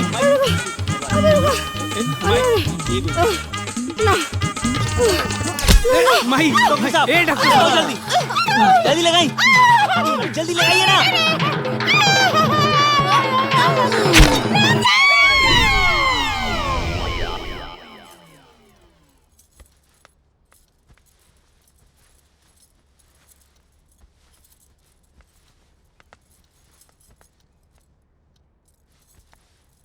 छोटकी वो दाल में चीनी तुहे डाले रहू ना? नहीं दीदी, दाल तो आप लोगों ने भी खाई थी ना। मैंने तो नमक ही मिलाया था। छोटकी तहरा के दाल में चीनी मिलावत हम अपन आँख से देखनी।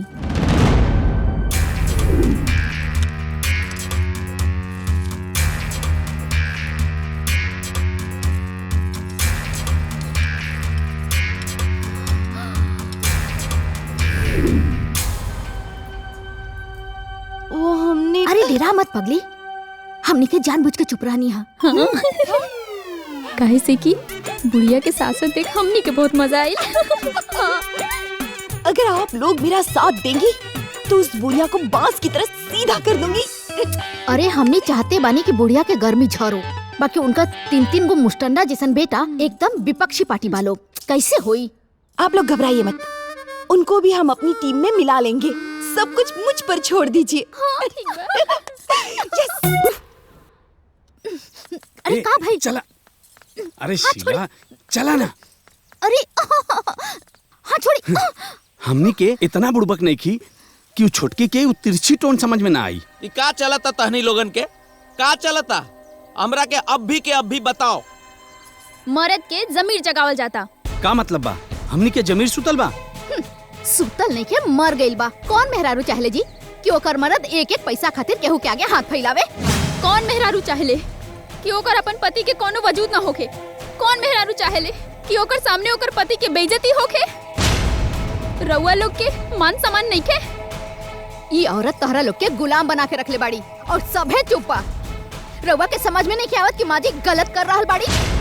समझ में तो आवत हो, लेकिन ई उम्र में माई के कैसे बदली?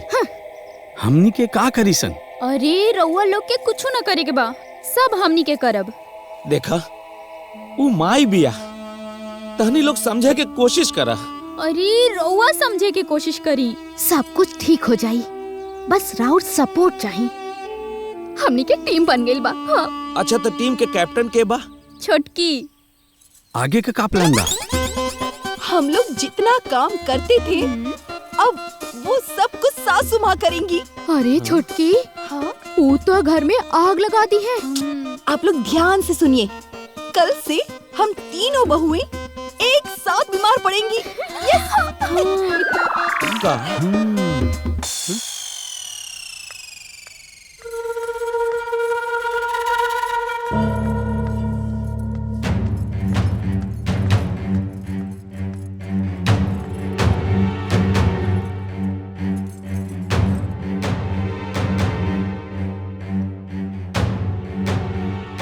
राम जी कहाँ बड़ी सकती न रे?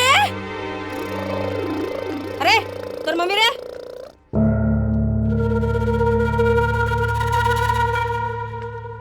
माई, शीला के उल्टी होता माई। सुषमा के लूज मोशन हो रहल बा।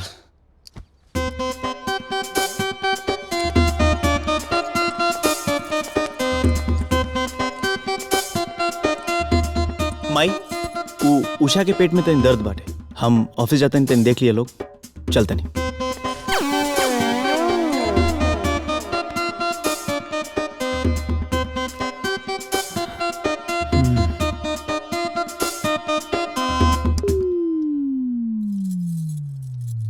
राम जी ये तीनों एक हाली बीमार पड़ गई नी?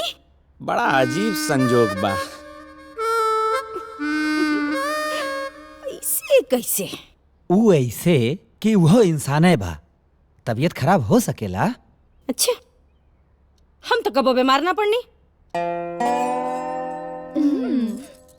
तोरे पास तो हाथी के बल बा, तू बीमार कैसे हो सकेलो? राम जी दिमाग मत धनकाई, बैठी चुपचाप। तनी हम हो तो देखियो लोग के बीमारी।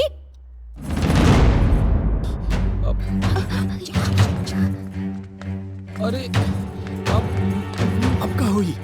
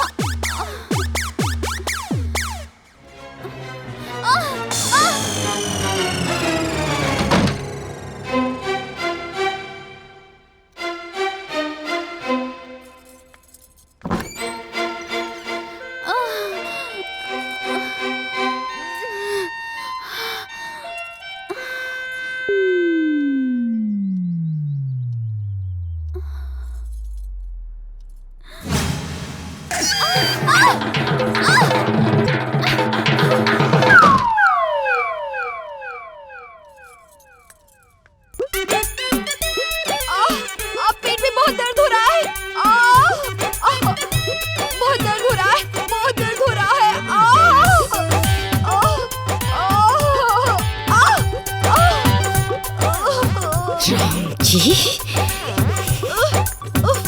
कितना दर्द हो रहा है।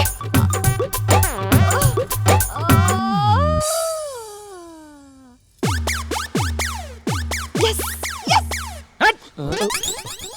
हमरा मेहरारू के पहले चाय ना मिलल, हम बनाओ तानी। का पिएबू जीवन साथी, चाय की कॉफी?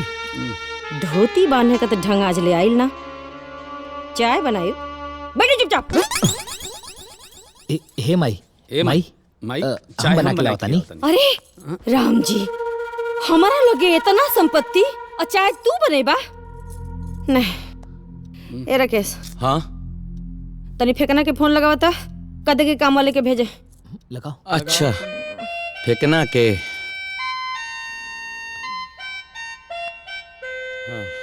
हेलो। हाँ फेकन भाई। हाँ राकेश बाबू। उ माई फोन करौले बिया। उ माई के ना हाँ। घर में एगो काम करे वाली एगो काम वाली चाहिए। अच्छा भिजवा दी तो। तीन जनी तो पतो लोग बाड़ी, तो नौकर काहे के चाहिए? अरे ना फेकन भाई, उ तीनों जन के तबीयत खराब हो गई बानू। तो माई से बनवाला। अरे आज तक तो किचन के मुँह ना देख ली, तो खाना का बनाइए? अरे इतना पूछताछ की जरूरत नहीं के, बुझाइल? एगो काम वाली के जल्दी से भेज। हाँ भेज दी। ए मालकिन, राउर शासन रहुआ घर में चली, बाहर ना। इतना इमरजेंसी। राम जी, फोन काट फोन। महेश, हाँ माई, होटल में फोन लगा, वहाँ से खाने आई पार्सल।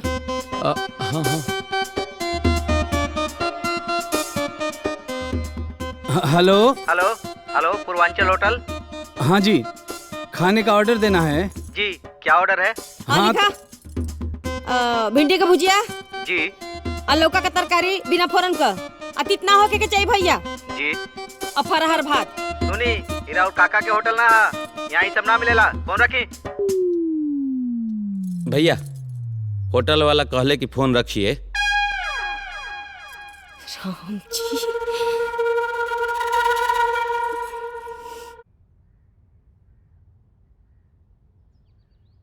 बुढ़िया के समय पे चाय नहीं खे मिलल आज, पक्का होकर कपार दुखात हुई।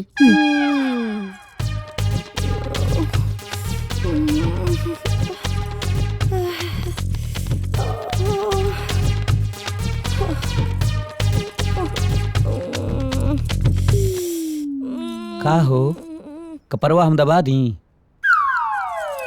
दिमाग मत धनकाई, हट जाने तो जन चट्टी बरवा बचल ना हो ना जाए। हट यहाँ से।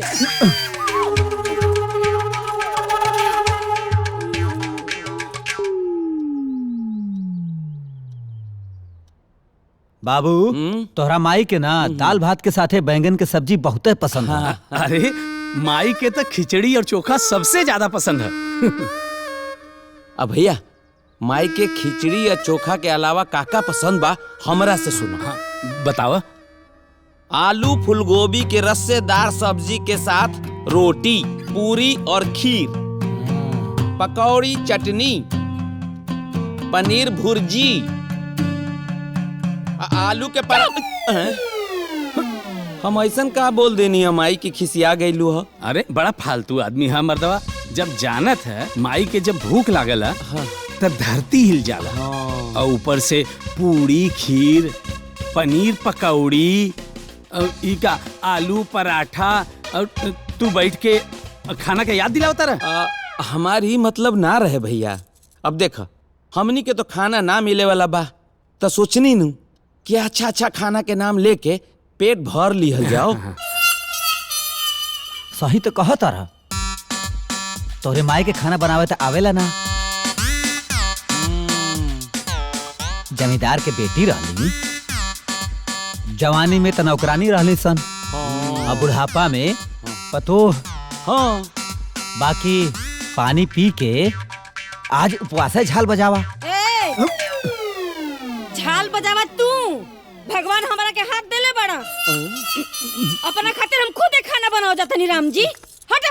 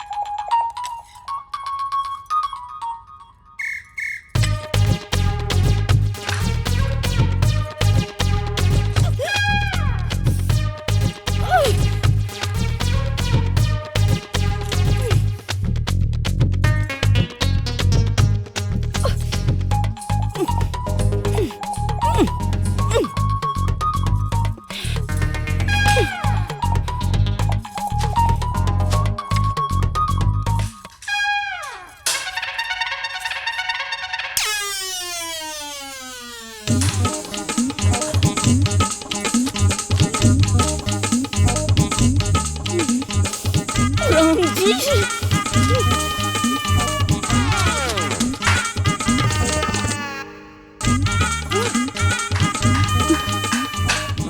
जी,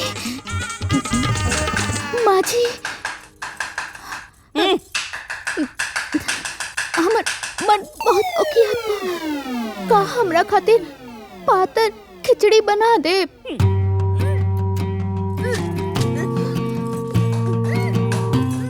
माँ जी, तनी चोखो बना दे, कहे से कि हमार मुंह एकदम नीम जैसन हो गइल बा।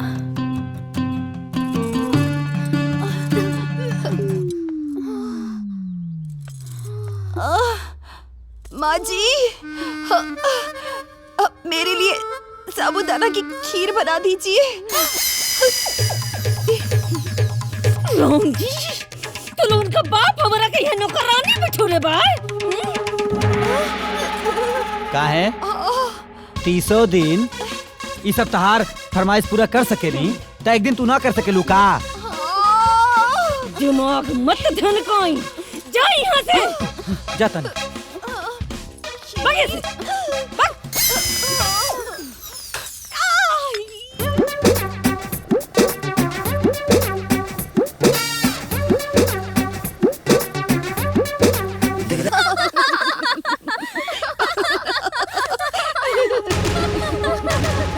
अच्छा, माँ जी क्या कर रही होंगी अभी? माँ जी कहती होंगी राम जी, राम जी। काम का आज गरियावत हुई है हमने के पानी पी पी के। हाँ। माँ जी कैसे बोल रही होंगी? कमर पिरा तेरे दादा राम जी। ए छोटकी, हमने के कबो सपनों में भी ना सोच ले रहनी है कि माँ जी घर के सारा काम करिए। हाँ। लेकिन मैंने तो कर दिया ना दीदी। हाँ। छोटकी, ओइसे जो बोला तू बहुत ही हिम्मती बाड़ू, बहुत। अभी तो शुरुआत है दीदी, मेरी दरखास्त में बहुत कमान है। सासू माँ को नानी याद दिला दूंगी, नानी। अच्छा दीदी, हाँ? अभी सासू माँ क्या कर रही होंगी, छुप छुप के देखते हैं। हाँ, चला चला चला।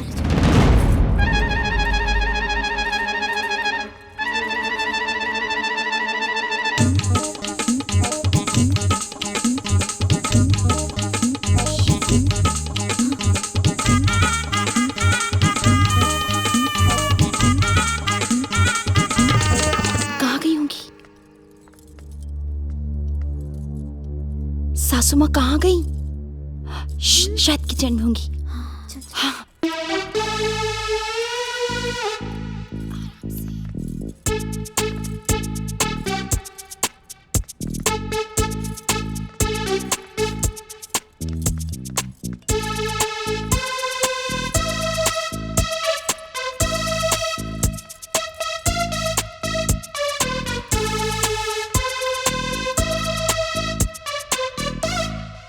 सासू माँ तो इधर भी नहीं है।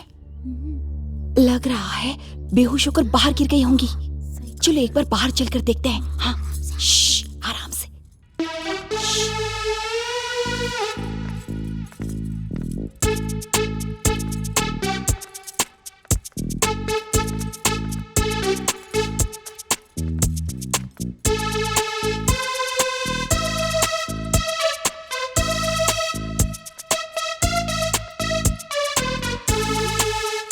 गई होंगी, कहाँ गई होंगी? तोहनी के कपार पर। हाँ?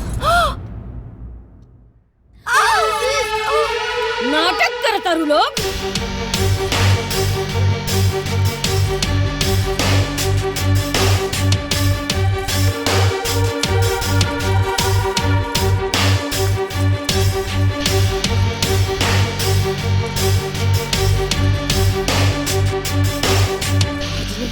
हमरे बेटन का हिम्मत ना भइल हमरा से आंख मिला के बात करे का।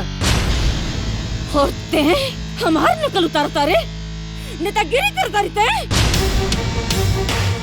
राम जी, तोरे बाप के औकात ना रहे हमरा बराबरी में आके खड़ा होके का। और ते हमार नानी याद दिलेबे, नानी याद दिलेबे तो हम।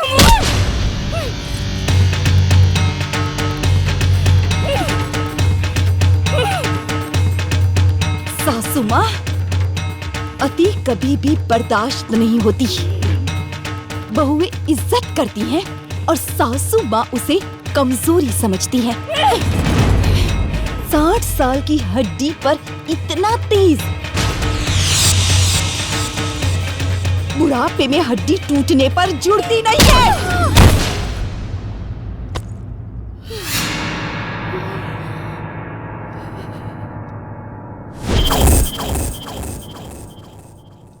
उषा!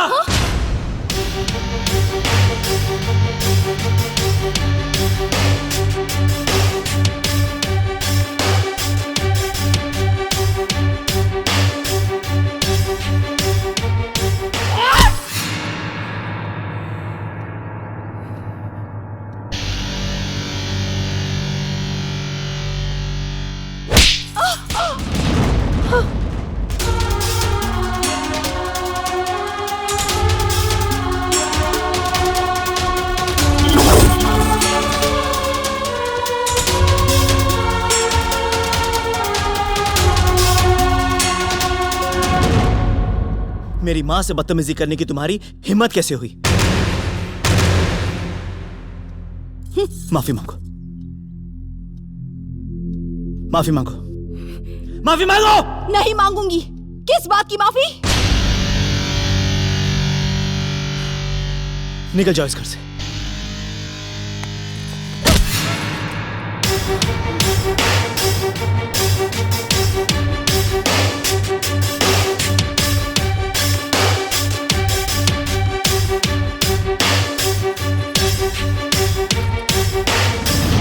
हाँ, जा रही हूँ। हटा।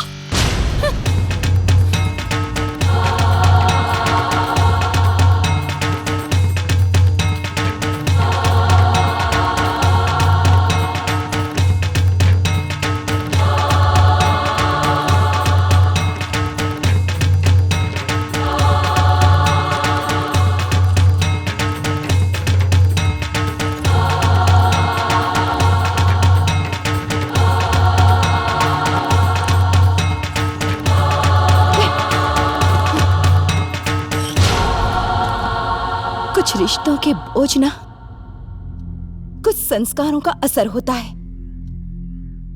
इसीलिए बहुओं पर ससुराल के सारे ताने बेअसर होते हैं।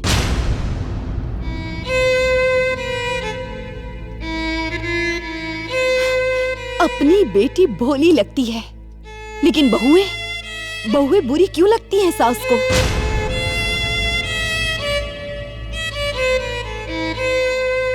सभी कहते हैं कि ये मेरे घर की बहू है, लेकिन कोई ये क्यों नहीं कहता कि ये मेरी बहू का घर है?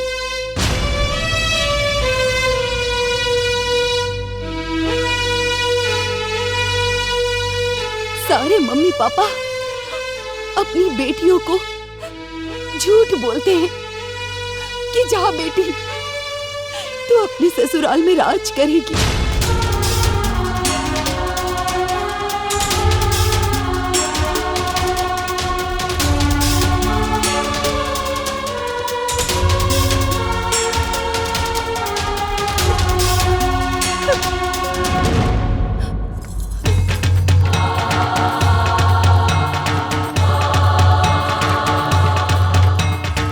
उषा!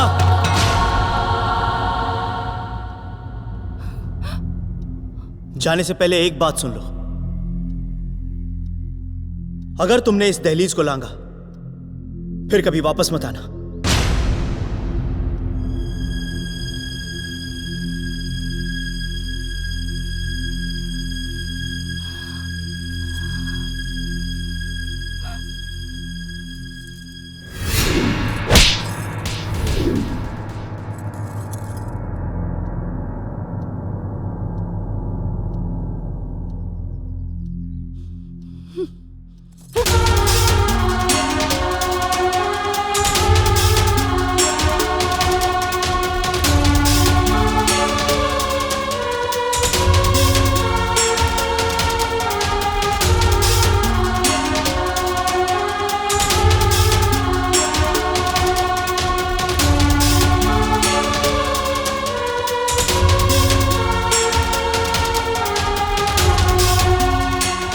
का बात भाई है?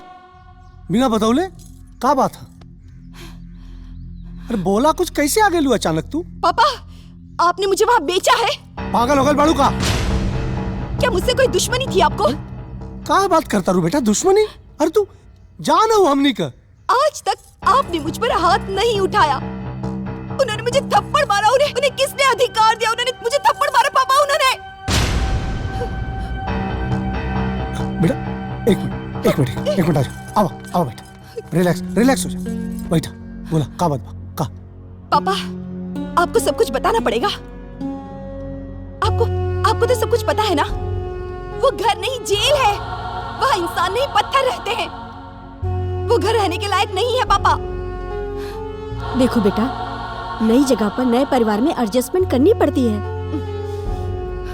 एडजस्टमेंट की एक लिमिट होती है मम्मी। घर छोड़ के आना भी कोई सोल्यूशन नहीं है। अब वही तुम्हारा घर है। आप एक काम कीजिए, उमेश बाबू को फोन लगाइए, मैं बात करती हूँ। पापा, अगर आप लोग ऐसे प्रेशर डालेंगे ना तो मैं अपने आप को खत्म कर दूंगी। लेकिन वहाँ नहीं जाऊंगी पापा। उषा, पागल है, कुछ भी बोला दिया। आप शांत रहिए। क्या हो गई? ये लिए अपन डिवोर्स के पेपर्स, इसे प्रॉपरली पढ़ लीजिए, उसके बाद में साइन कीजिए। इसके बाद में आगे की कार्यवाही करता हूँ।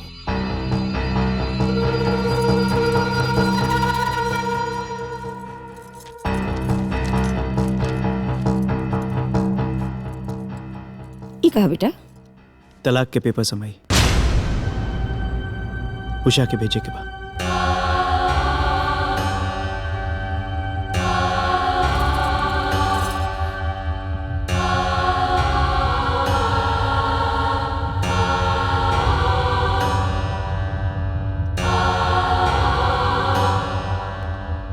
पेन।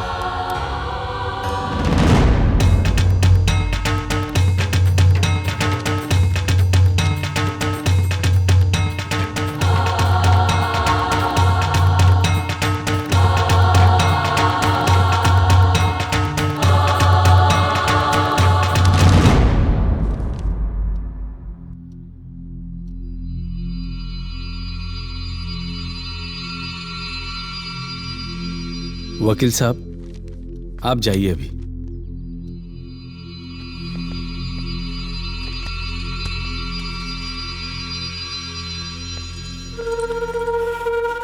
माई के पागलपन में तय अपन जिंदगी बर्बाद करता रे।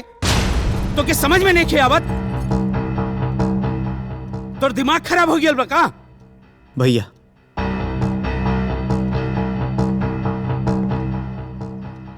जौन औरत हमरा माई की इज्जत नहीं कर सकती, वो औरत हमरा जिंदगी में ना चाहिए।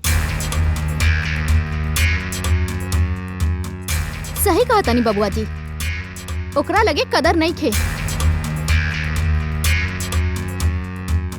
बाकी रउआ लोग तो ओकर आरती उतारत रहनी ना। भाभी, एकरा पहले भी तो घर में लोग रहत रहे ना। हाँ, सही कहले, यही घर में रहता। बाकी कैसे रहता, कौन हाल में रहता, कब वो जाने के कोशिश कैले। रउआ जीवन भर बाहर रह के पढ़ाई कईनी, यहाँ आए के बाद पूरा दिन ऑफिस में रहता नहीं। रउआ कुछ मालूम नहीं खे। अरे ई हमनी के माई बाड़ी और हमनी इनकर सगा बेटा बानी जा। लेकिन इनकर नजर में हमनी के वैल्यू एगो कुकुर लेखा बा, कुकुर लेखा। भैया से पूछ भैया से। का बताइए कवन माई अपने लड़किया के कुकुर समझेला?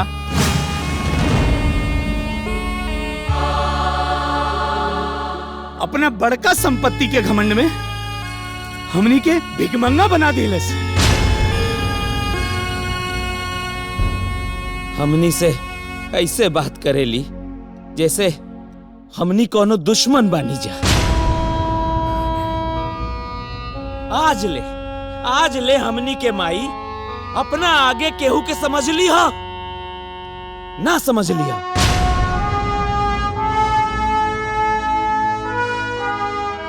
ए बाबू, हमार माई नहीं खे। हम सोचनी सास के रूप में हमरा के माई मिल जाई। इंगरा से पूछा कि कबो हमरा से एक शब्द प्यार से बतियैली बड़ी।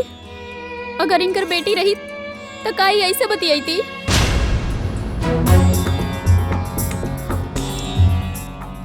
इनके घर के शासन के कहानी हम आज ले अपना नैहर में केहू के ना बताईनी, काहे कि ऊ लोग हमार सास के बुराई करी।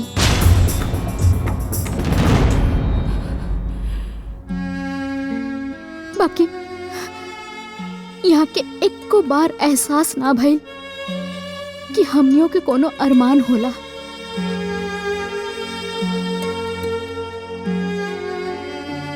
माई हिया, लेकिन कौनो एकरा से खुश नहीं खे। इंसान के जानवर समझल इनकर आदत हो गई बा। यहाँ के खाली अपना सुख सुविधा खातिर जी हिला। अरे हमनी के तो किस्मते खराब रहे जे हमनी के इनकर बहू बन गई नी। ए बेटा, जवान पत्नी महारानी बन के अपना पति के भिखारी समझे, अपन बेटन के कुक्कुर समझ लेवे, अब पतोहन के गुलाम और नौकरानी समझस। वो औरत के औरत कहावे के अधिकार नहीं खे। वो औरत के माई कहावे के हक नहीं खे। वो औरत के सास कहावे के हक नहीं खे। और ते एक घमंडी औरत के खातिर अपन पत्नी के छोड़ता रे। हमने कोनो पाप कैले हो खब जा जवान एकरा साथे रही ला जा। अरे इत खाली जात के औरत बिया, न दिल से औरत बिया न दिमाग से।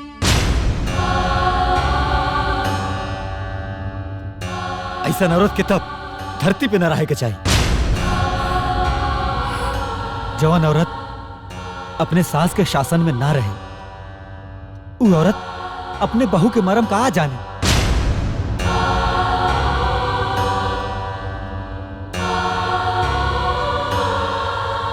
बाबूजी, उनकरा में लाख बुराई सही, बाकी रूह हमार माई है। हाय, परिवार में सब केहू के रहल जरूरी बा, पर सबसे ज्यादा जरूरी हमरा माई के रहल बाटे। जे मौत से लड़के हमरा के जिंदगी दिले बाड़ी, उनकरा के कैसे छोड़ दी।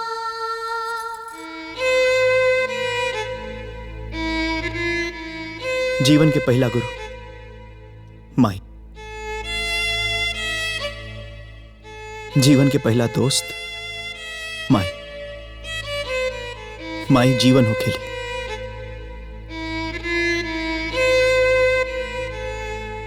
ही जीवन उनकरे दिहला, हाई जीवन भी उनकरे हा।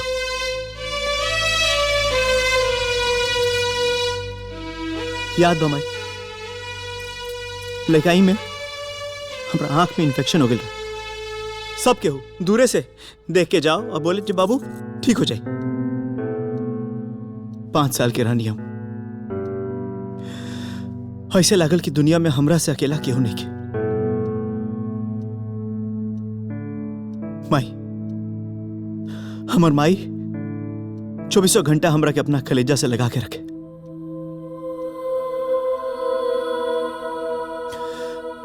आँख के इन्फेक्शन इंकरो हो गल रहे, बाकिर ही हमरा के दूर ना कैली, ही तो हमरा के ना छोड़ ली।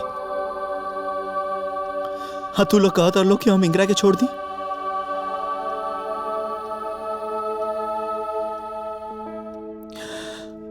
दुनिया में अगर कोनो रिश्ता सबसे बड़ा बा तो माई के बाटे। हम दुनिया के छोड़ सकता नहीं, बकीर अपना माई के नहीं छोड़ सकता।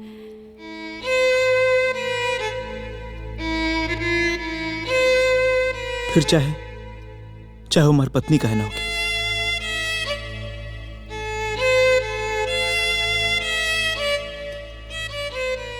हम अपना माई के नहीं छोड़ सकते, नहीं छोड़ सकते, नहीं छोड़ सकते।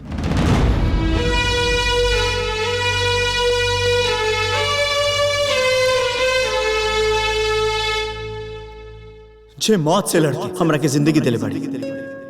हाँ तू लोग कहता लोग कि हम इंगरा के छोड़ दी। जीवन के पहला गुरु माई, जीवन के पहला दोस्त माई, ही जीवन उनकरे दिहल, हाई जीवन भी उनकरे हो। दुनिया में अगर कोनो रिश्ता सबसे बड़ा बा तो माई के बाटे। हम दुनिया के छोड़ सकते, बकीर अपना माई के नहीं छोड़ सकते। फिर चाहे हमारी पत्नी का है ना होगी।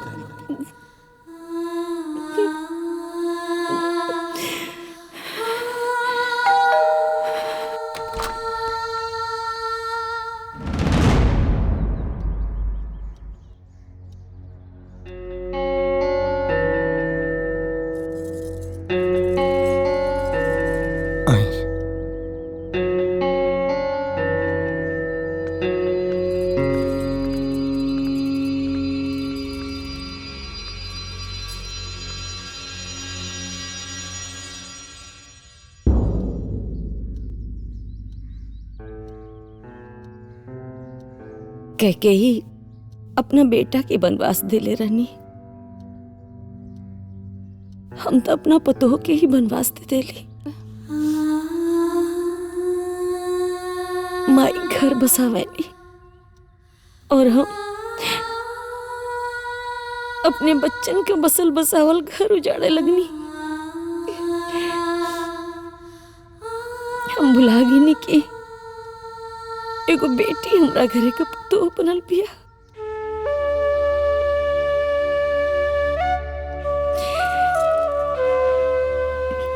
बिटिया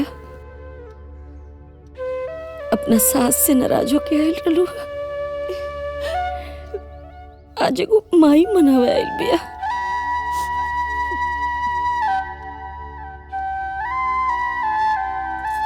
चला घरे। बेटा आज तक सब माही की अपना बिटिया के विदा करत दिख ले रही। पहला बेर कोनो माही अपना बिटिया के लियावे आयल बिया। इससे अद्भुत दृश्य का हो सकेला। जा अपना माई के साथे चल जा।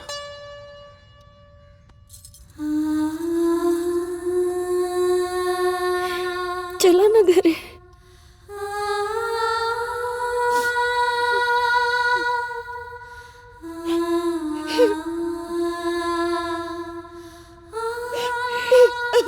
मामा जी, माँ जी।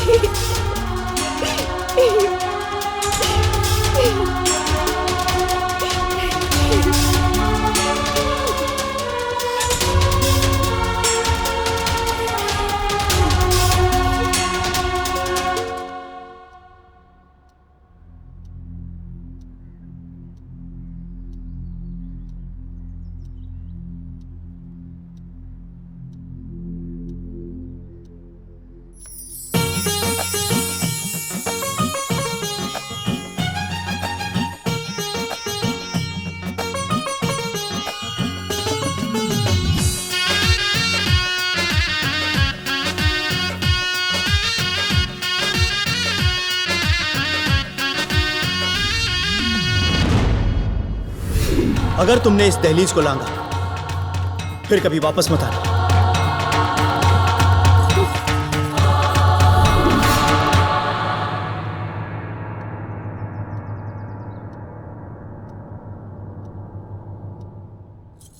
सॉरी।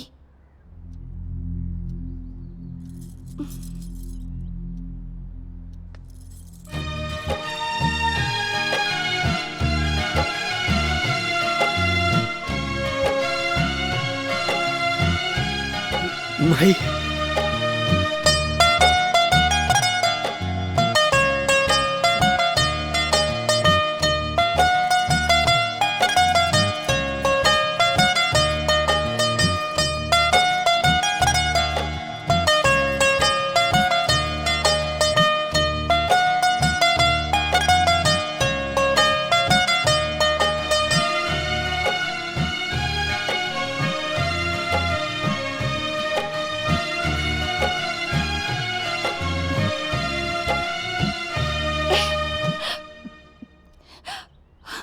ये घर मेरा है।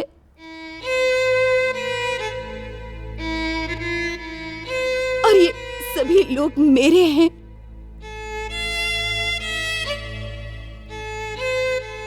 सासू माँ जैसी माँ है,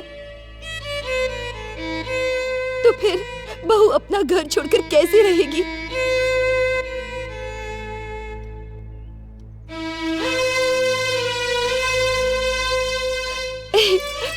मायके में भी माँ है और ससुराल में भी मुझे माँ ही मिली।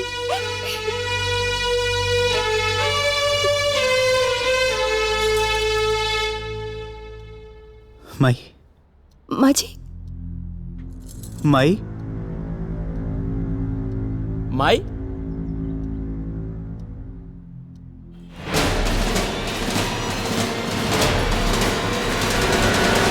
माई, माँ जी। माई, भैंस के माई, माई, माई, कहाँ गई माई? माई, माई, माँ जी। ए उमेश के माई, माँ जी। कहाँ गेलू? माँ माई, जी। माई, माँ माई, जी।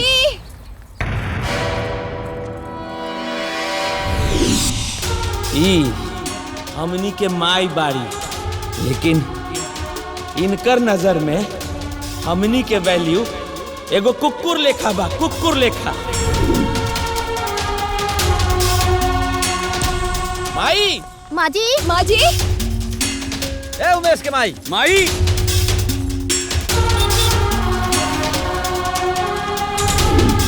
अपना बड़का संपत्ति के घमंड में हमनी के भिकमंगा बना दिलस।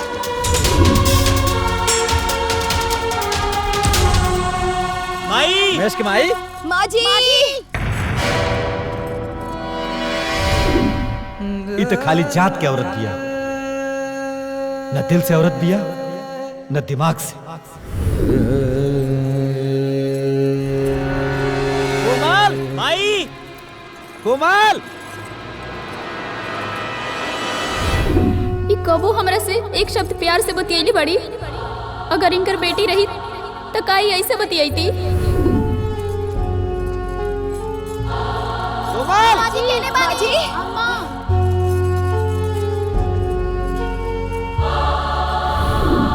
बाकी यहाँ के एको बार एहसास ना भइल कि हमनियों के कोनो अरमान होला।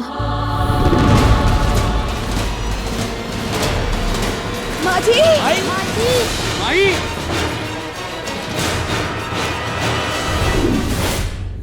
सभी कहते हैं कि ये मेरे घर की बहू है, लेकिन कोई ये क्यों नहीं कहता कि ये मेरी बहू का घर है? माँ जी।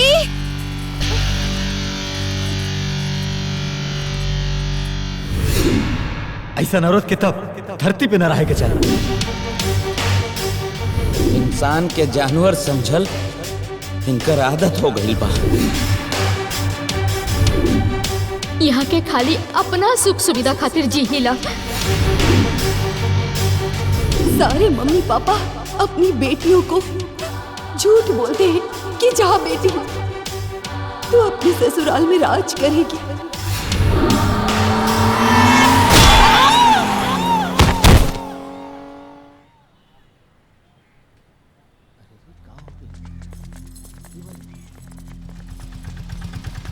भाई साहब, यहाँ क्या हुआ है? एगो लेडीज के एक्सीडेंट हो गई बा, बेचारी मर गई। चलो माँ जी। हटा हटा।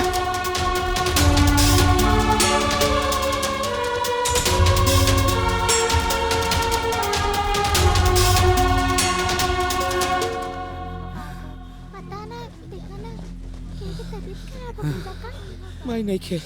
माई नहीं, माई नहीं। हे भगवान, माई नहीं खे। कोमल, माई, माई,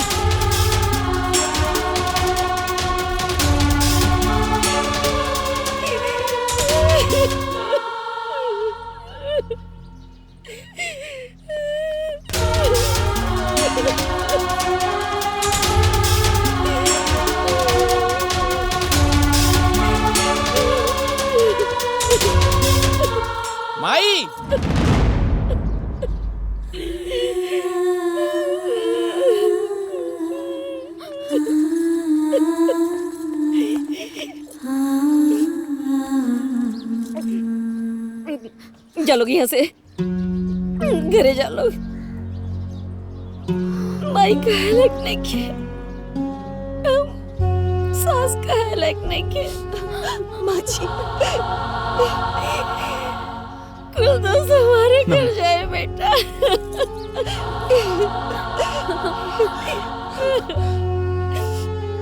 हमारे जैसन खराब मेरा रोया दुनिया में ना मिली। मारा हमरा के, मारा हमरा के, मारा हमरा माँ जी। तू हमरा के मार, तू हमरा के मार। नहीं माई, बच्ची माई नहीं के, मार हमरा के, हमरा के मार पे। माई रुआ हमरा के मारी, मारी रुआ हमरा के। हाँ बच्चे मेरा रू नहीं के। ना माई, माई, मार बेटा, मार ना माई। तुम्हारे हमरा के, माँ जी नहीं, नहीं माँ जी, माँ जी, माँ जी, नहीं माँ जी, माँ जी। बच्चा मेरा रू नहीं बोली। मैं इलाज बड़ी मरल तो हमरा के। राम जी, पति के पति न समझ ली, बेटा के बेटा न समझ ली, बहू के बहू न समझ ली। हमारा से गिरल मेरा रो इस दुनिया में ना हुई। हम कैसे भुला गए कि सास भी कभी बहू रहे। हमें लायक नहीं के, मारा हमरा के कौने मुँह करे में जाए। राम जी, हमरा के नहीं जाके। ना माँ जी, चलिए ऐसे मत कोमल, सुना, समझला कि हमें सब भुलाते थे, तू भी भुला था। चला घरे, माँ जी, घरे चला। अभी तक तो हम तीनों बहनों को सास से नफरत मिली है। प्यार कौन करेगा हमें माँ जी? हमें लायक नहीं के, हमें लायक कोमल बात के समझा। जा तू लोग हमें लायक नहीं के, नहीं के जाएगा हम लोग के घरे। ए उमेश, एगो काम कर, माई को उठा के लेके चल। ऐसे ना माई, ए माई चल, ले चल ना, हमनी के उठा के लेके जाए जा।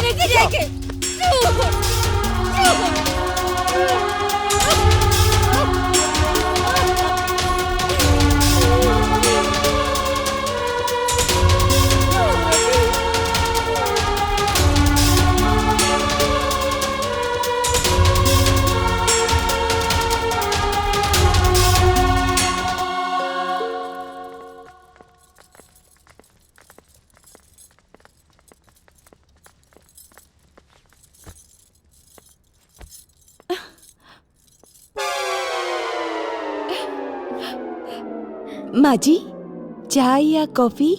चाय। दूध वाला की लाल चाय? लाल चाय। चीनी वाला की बिना चीनी वाला? बिना चीनी वाला। जी माँ जी। जी।